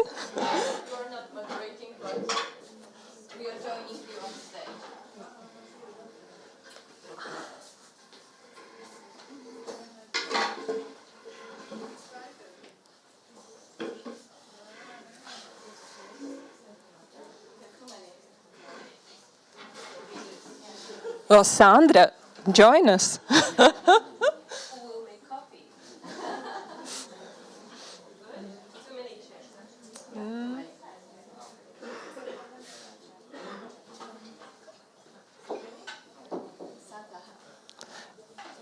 Yes, make it to the green. Yes. Yes. How much time do we have? I don't know. Because according to your schedule, 20 minutes. Well, let's say 35, and then we move to food. Who is the timekeeper? I am. You are. Well, wonderful, because I never stick to time, so please do your best. Right. Well, I think we can feel free just to go and take when someone needs the water. Yeah. It's really close, and yeah. Sure. Let's enjoy. Okay. Hello. Good afternoon. We are here to discuss a little bit our project from a slightly different angle. We are here because actually, I believe it was 3 years ago, I got a call from Barna Petrani, who is a good friend of mine for more than 14 years, who just said that, because we are doing projects funded by the Visegrad Group and by Erasmus+, why don't we try with the Creative Europe, and why don't we try with, an idea of a guy from Spain who did something unusual in the US, and let's try to bring it to Central Europe. And that was Daniel, of course. And then Beckberger, who was there with us, decided that a new theater institute of Latvia will join the consortium, and that happened that 3 of our organizations, Pro Progressione, Antil, and Art Transparent, and the Beflen Theater from Budapest, decided to create a consortium of organizations to apply for the Creative Europe small-scale project. And it was 3 years ago. And that's why we are also here today.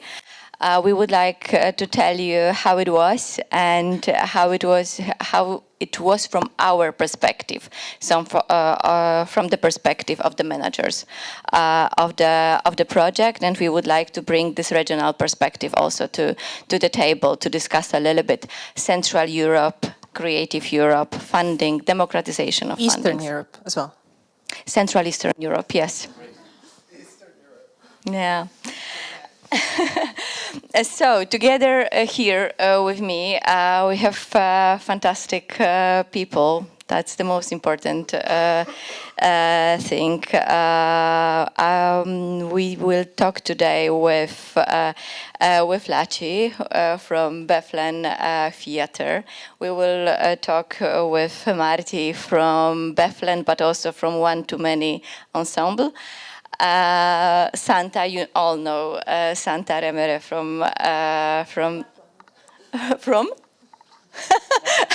a new theater institute of what? Latvia? Lapland. And Małgorzata Tutko, Art Transparent Foundation. I am Karolina Bieniek, also from Art Transparent Foundation. But because we were discussing Beckberger, I need to ask you to do one thing, because Beck will never forgive me if I will not ask you to do that. Please describe yourself and tell me about your pronouns. Hi, the easier way to call me is Gosha. My pronouns are she, her. I'm tall, I have brown hair, green eyes, and I usually wear black. I'm László Váczi, named by László, and I'm a he, him. And what else we need to say? Describe yourself for the people with this. For the what? People who can't see you, describe yourself. Black hair. Oh, I'm like dark hair, Caucasian. That's it. I'm Márton. My pronouns are he, him. I'm pretty tall, quite blondish. I have beard and wearing white and grey today. Well, my name is Santa. I am big woman, and I wear black pants and beige something, shirt, long shirt, and I have dark hair, and I have glasses today because my eyesight is blurry, and I go by pronouns she, her today. My pronouns is she, her, and I'm curly haired and middle-aged woman, blue eyes. And that's me. And I ask you to do that because, you know, in this world full of Trumps, we need to remember that we are here in Europe and we still can talk about diversity, equality, and inclusion. And we should not forget about that. That world is getting crazy, but we still share same values, and we should never forget about that. So our original aspect of DemArt project. I would like to start with Latvian initiative. Several weeks ago, we've all heard about the letter of Latvian Minister of Culture concerning Creative Europe, and we've learned that all 27 ministers of culture are concerned about the future of Creative Europe. So they wrote a letter to the commissioners for culture, for budget, and for many others to underline that culture is something that unites us, and actually what we need in this very turbulent time.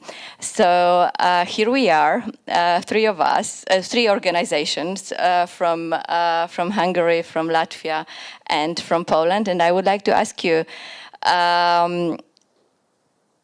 what are your thoughts now, after more than 2 years of cooperation?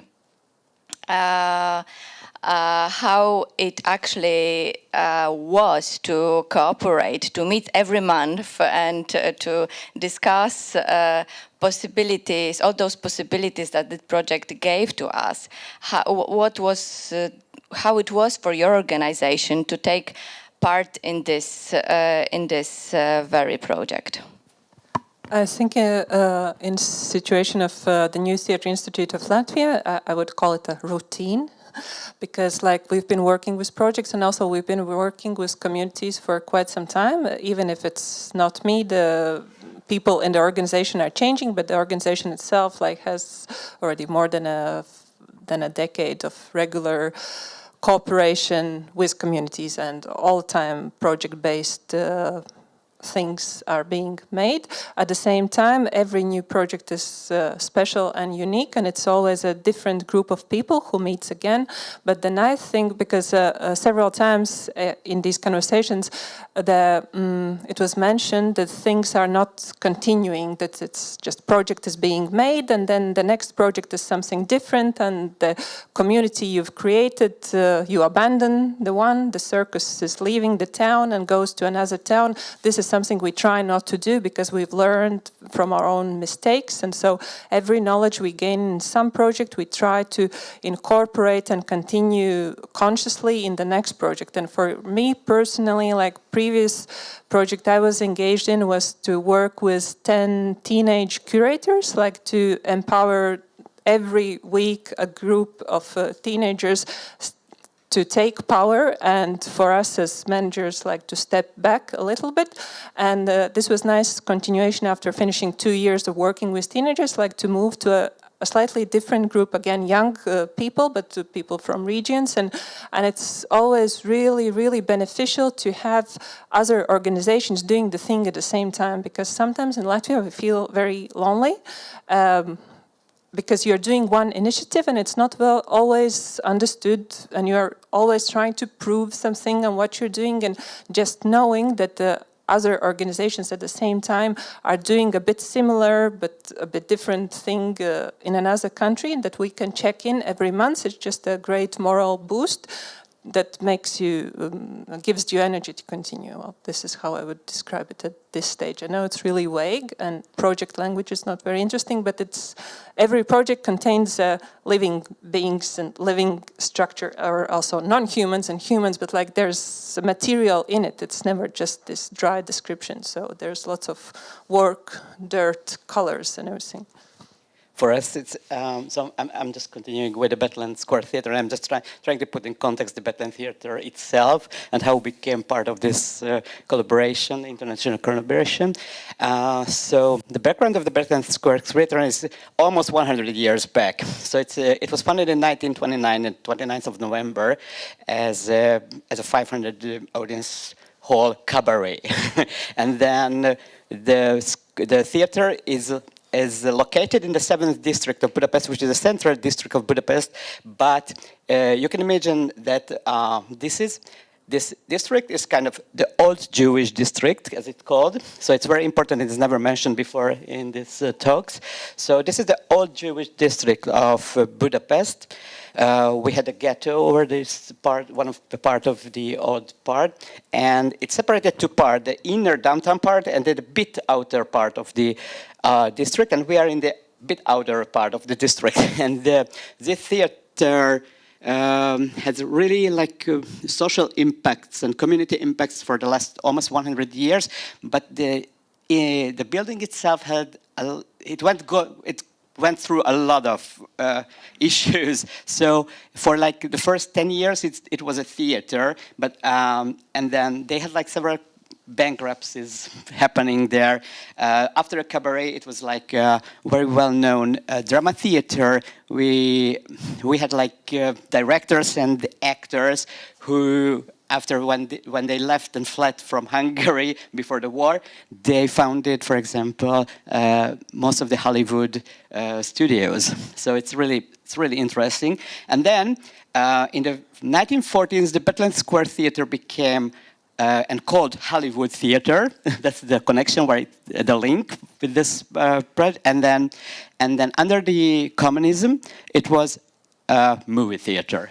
So after the communism and the collapse of the communism, it became again a theater space. First, a rock theater used it, like rock and roll theater. It used it for several years. Then we became the home of the contemporary dance art. So we have the Central Europe Dance Theatre Company who established the place itself, and in 2012, because of legal issues and like legalization processes, they need to find out how to survive this place, and then they found out that, okay, let's do a non-governmental limited company. So that is how it turns out the Bethlehem Square Theatre became a kind of NGO limited company. So we have really legally a very specific position right now, and which makes us now operating very hard, but we don't have no time to do the details. So, but like 5 years ago, they hired me and one of my best coworker, Andrea Medved, who is responsible for the funds in our institution, and we started to rebuild, and we had a dream with the owners. So as you know, so this non-governmental limited, we have like 3 private owners. So we are not owned by the municipality, but we have to have a contract with the municipality for the operations and to operate the institute itself. And then we had a big dream, and one of our owners is Barna. So that's why we started the relationship with the Pro Progressione, and that's how. So when we start the whole dreaming process, we had a dream. We had a dream to build an international hub for contemporary, multidisciplinary art, and give some space availability and possibility within the Hungarian community and get in touch with the local community, but in a collaborative international level. So maybe that's the shortest way that I can describe this concept. So making bridges, that was the most important, and we are building bridges, and this whole DemArt process was the first step which involved and evolved this dream. So we just live our dreams with this project. So it's a big honor for us to be taking part of it. Live your dreams, not leave your dreams. Not trying not to leave it. Just live it. I just wanted to add a little remark, because in the Latvian National Radio we were asked, what can you learn from Bethlehem Theatre? And I thought, wow, the journalist has made some research there. Like they learned that it's 90 years old theatre, and they think something established, something to talk about on the radio, what you can learn from the Bethlehem Theatre. And I think of this fragile NGO that is on shoulders of one person that we are trying to take into company to go together. And I said what we can learn is the survival skills with your government and with everything you're having and with the trust you give to other organizations to survive. Well, we are just going through extremely hard period of time because the governmental funds are just cutted, so we don't have any foundation to operate the building. That was the reason why I asked the artist, Latvian artists, what should be the solution if there's no basic funds to operate? Because we are participating in European Union funds and we have programs we have to achieve, and we have to deliberate, but I don't know how the building will and to survive. sustain a building, it's like a really big sum of money needed. Yes. And if you even want to do activities. It's not really a big amount of money, actually. Yeah, but if you have no funds, then the house is a burden. This is where we say we are a theatre without a house, which makes us free. And you know, which makes it really hard, because the whole structure in Hungary. So we are kind of public and non-government organizations, so we are somehow part of the system, but so somehow we need to be funded to operate. But we also private. Poland will tell really the magic how to do. Yeah, but we try our best. Of course you do. Maybe now I will give floor to Małgosia, because Santa asked me to take the responsibility for this conversation. So maybe Gosia, you will talk about Art Transparent and the Polish experience. So I think to repeat what Santa said, I think we're learning also to not make it one-off and not make it project-based. Like we cooperate on other endeavors and projects, and we get to know each other a bit more. So I think it becomes kind of a different approach to collaboration partnership through these projects and DemArt as well.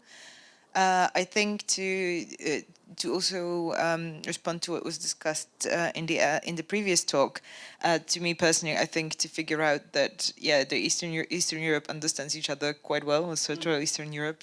Names are debatable, but we know what we're talking about, and there is this mutual understanding and kind of ways of doing things that I think is quite powerful, and there is a lot to offer and give from that.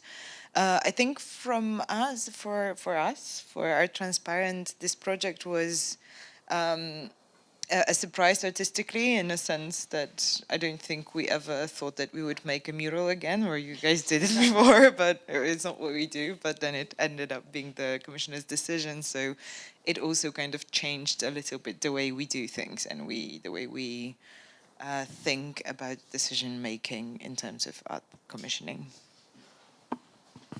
Thank you. Marti, you were there in Girona listening to Daniel's talking about his experience from the US. Everything that happened later, is it the way has it happened the way you wanted, you envisioned, or how it was with you? What are your experiences? Well, I'm not sure I wanted anything at that moment.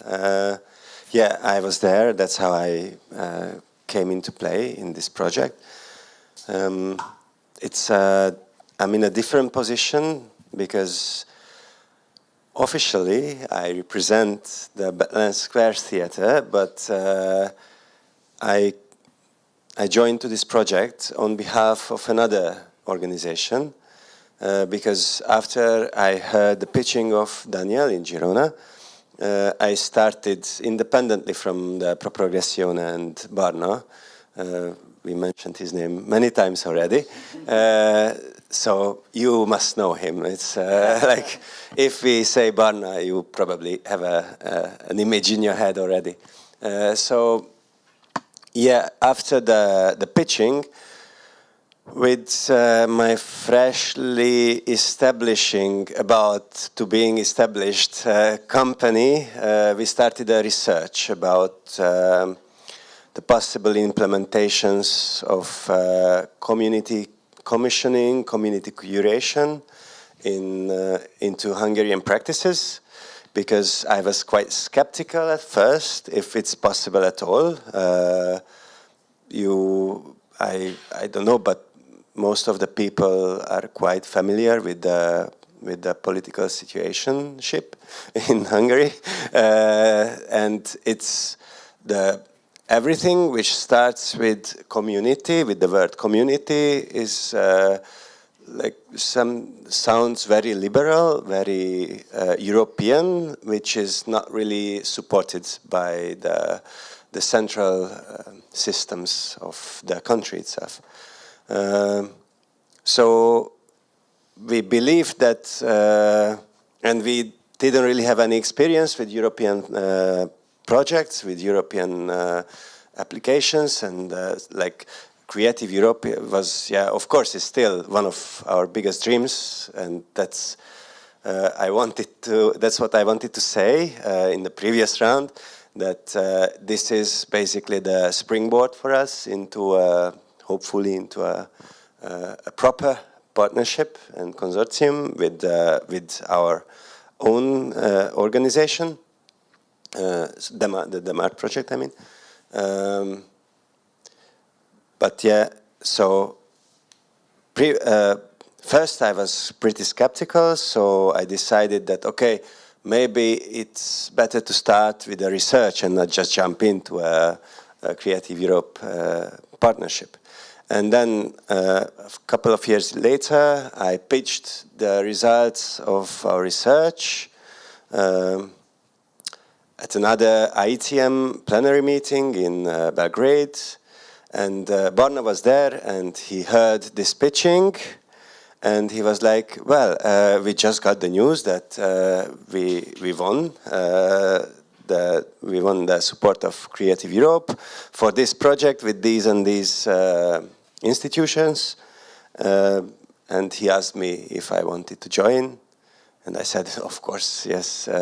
Like this is the continuation of the proper continuation of the research I started. So yeah, I'm pretty satisfied. It's not what I wanted because I didn't know what I wanted, but I'm pretty satisfied where we are at right now, where I am right now. This is amazing. Short introduction for those who are not very familiar with the funding system within the cultural sector. Most of our organizations, we need to apply for many different projects, sources, and mainly we can apply for local, national or international funds. And within the European Union, the only strength for culture is the Creative Europe program that works within the agency that is called European Agency for Culture and Education, right? Something like that. And they open some calls every couple of months, and we can apply for small, medium, or a large scale grants. But in order to do that, we need to build the consortia. our consortium is the smallest one.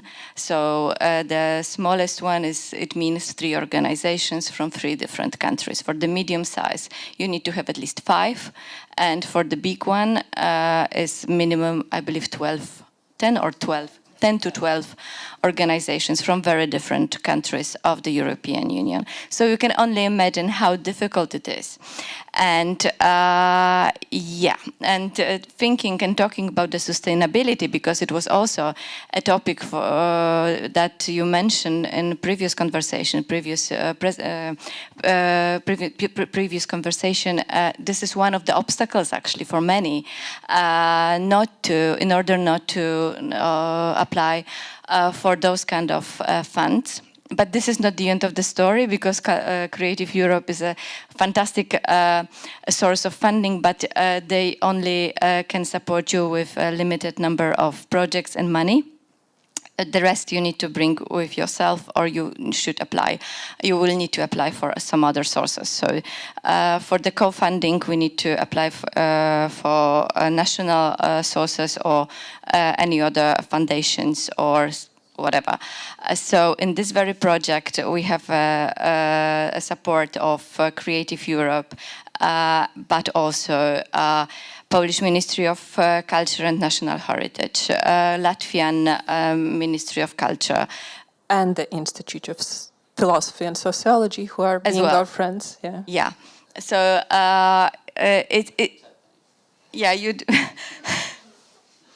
your situation is different, right? But I'm describing this process in order to show how complicated process it is and how uncertain the situation of our organization is. The uncertainty is always there. But still, the sustainability is brought by the consortium and by the relations we build among our organizations. So now I will go back to questions. And I will ask Santa how it was in Latvia in order to, organize the project from this administrative way. Was it, a piece of cake? Because you said that you are very experienced in I wouldn't European use projects. the very experienced, especially me, who stepped in the position very lately. So I would need Sandra at the moment, the producer, who actually do. She has lots of experience in this, but like as a team, we try to support each other and work there. Well, it's a small scale. It was not that heavy. Well, and we are not the lead. I think there is Anna in the public who is the lead of the project, and she's the one like looking after all the papers, all the schedules, all the deliverables we have to do. So we were just communication, and communication is the piece of cake.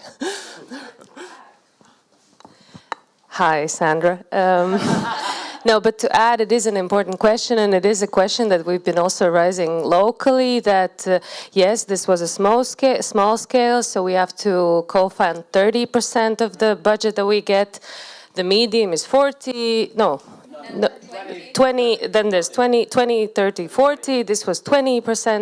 But even though, because these activities that we are implementing are not all of them are performances that we would create, or not all of them are such activities that, for example, our local Culture Capital Foundation would support. So there are these different means. We have to be very creative of how we find the co-funding for this particular project, and it is not always easy. That's why, yes, we are happy that the institute that it's just small. That's first. That the institute was supporting us immediately with this.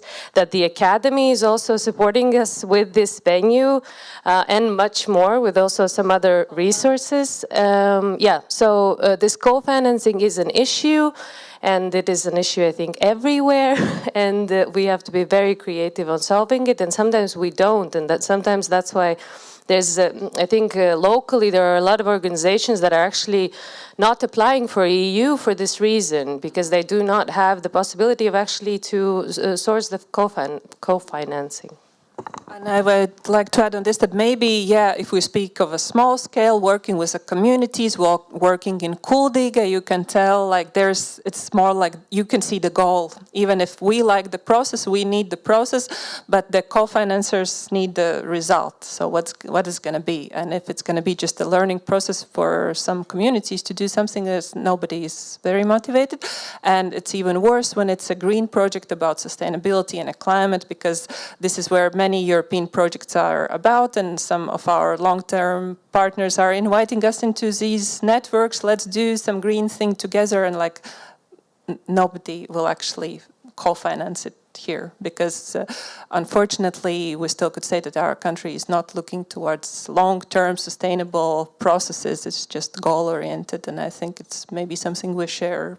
I don't know, how is Poland? I would like to know actually in this case. Unfortunately, for 2 years' time, we didn't get the support of Ministry of Culture for the project about the sustainability. So we do not have the co-financement for the big European project on sustainability and culture. So it means something. For the rest, yes, but not about the sustainability. And it's all time like you have to advocate for the things you need. It's like you create something and you have to prove and prove and prove the sustainability is necessary also to convince people, to convince state or organizations to support you. And this is where the tricky part is, I don't know.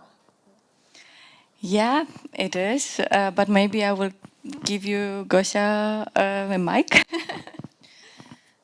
I think one of the biggest questions we've faced in the past 10 years, so to say,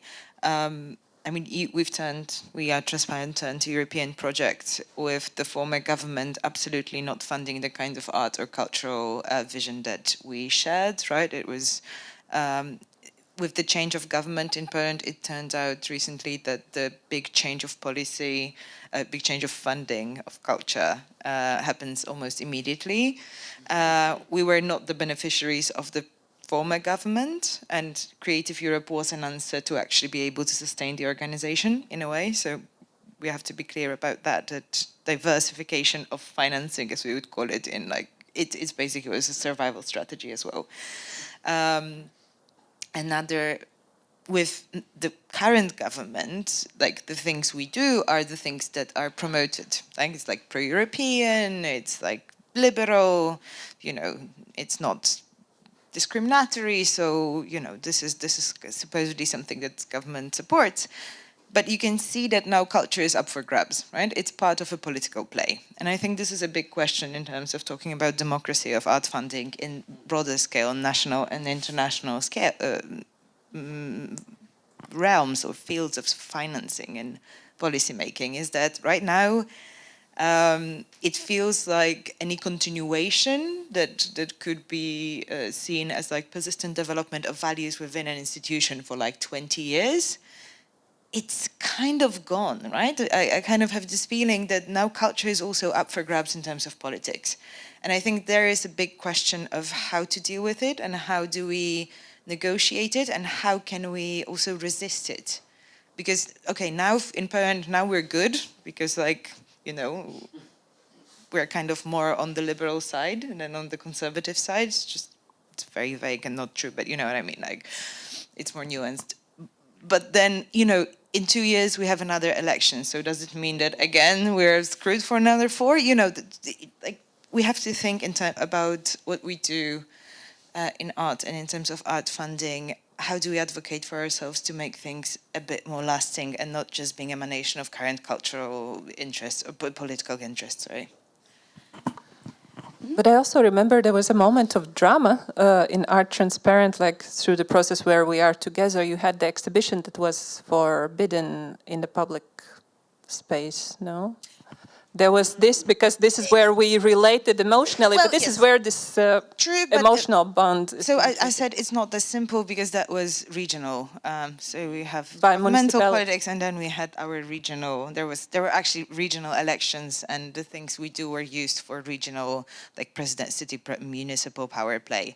Like it happens on every level, and I think it's good. Thank you for reminding us of that. I kind of repressed that, but it's just to give you a kind of a quick intro, like there was a mayoral election, and then someone decided to use us as a part of a political game, that the mayor is good, is terrible because he's supporting us, and we're terrible because something that is completely not true, like absurd accusations.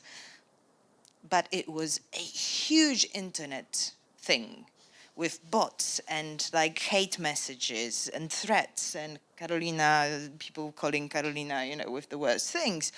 And it was all of a sudden like, oh my God, politics is just around the corner. It's actually calling her mobile, right? But it was all about like a poster of two men kissing or something like that. That was no. It was an exhibition. Okay, can I go into details? Now we have only 3 minutes. Okay, but anyway, like the backlash on internet. It was a mannequin with a belt.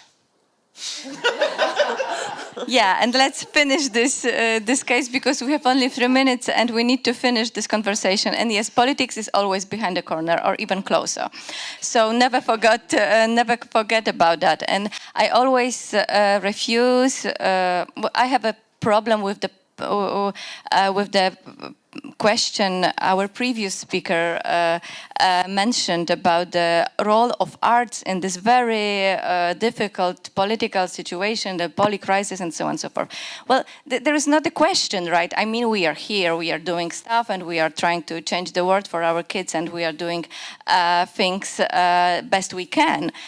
It's not that we need to come up with anything new and we need to place ourselves somewhere and this kind of university talks. No. We are doing stuff, and we know what we are doing, and we have a certain methodology.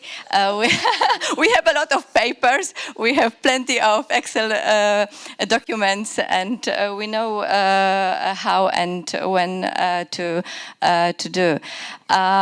We need to finish. I know that we just touched briefly everything we went through this 3 years.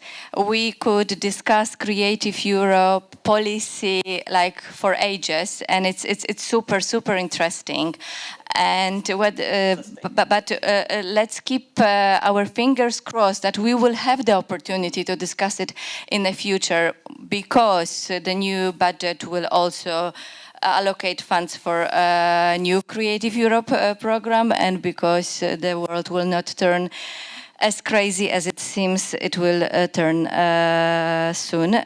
Anyway, a couple of weeks ago, there was a very interesting conversation that took place thanks to the initiative Cultural Deal for Europe, and then the new commissioner for, the name is so long, Intergenerational Justice, Youth, Culture and Sport, said that in order to for the European great project to make sense, we need to have the Latvian poetry translated into as many languages as possible. We need to have Estonian cinematography, and we need to have many more to cherish Europe as it is, right? We are 500 million people, and there is always a space for collaboration. There is always a space for support, and I hope that we will have the opportunity to, to continue changing the world and continue to democratize the world. So, last sentence from all of you, and that would be actually. Well, there will be more around the round tables, because now we go downstairs for snacks, and then we can continue in smaller circles, like really to delve more deeply into, because we have one day, we have so many needs and so many desires and so much anxiety about the future, but we maybe can still use the trust and this spirit of magician that Kaspars was demonstrating, that everybody here, also from the community art commissioners, were demonstrating, that we still can believe when the crisis is happening that there is some civic society that exists and that can join forces together also internationally, and yeah. I think we are visionary magicians and we're trying to keep this one, so let's hope to see you each other in the DemArt too.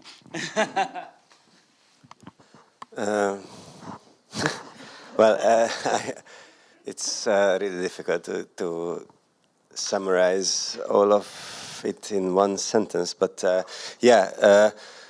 what I think is that there's always a crisis, and it feels pretty exotic during these conferences that we are always talking about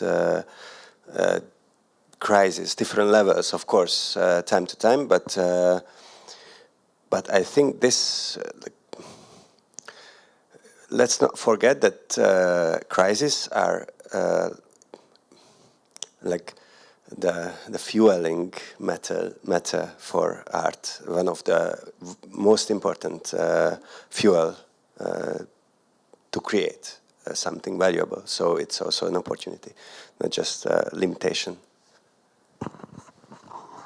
I'd say that with all the bureaucracy and all the challenges, financing and administration, all of that comes with the project, I think what is their great strength and force is just making friends. It's like getting to know people, spending time together, learning about each other, and actually just cherishing each other. And I think this aspect is something that is hard to overestimate, because you can't really be together without liking each other, and you can't really be supportive. And it's hard to do togetherness without actually some sympathy. I think this is one of the best things about this project and all of the projects. Because Sandra is saying that the food is ready. So I would like to thank you very much for coming. It is really a pleasure to be here in Latvia. It's amazing. It was amazing to cooperate with all of those people gathered here, but also Anna, but also with Beck, who is not today with us. She's online. That's amazing. Hello, Beck. Hi, Sunshine.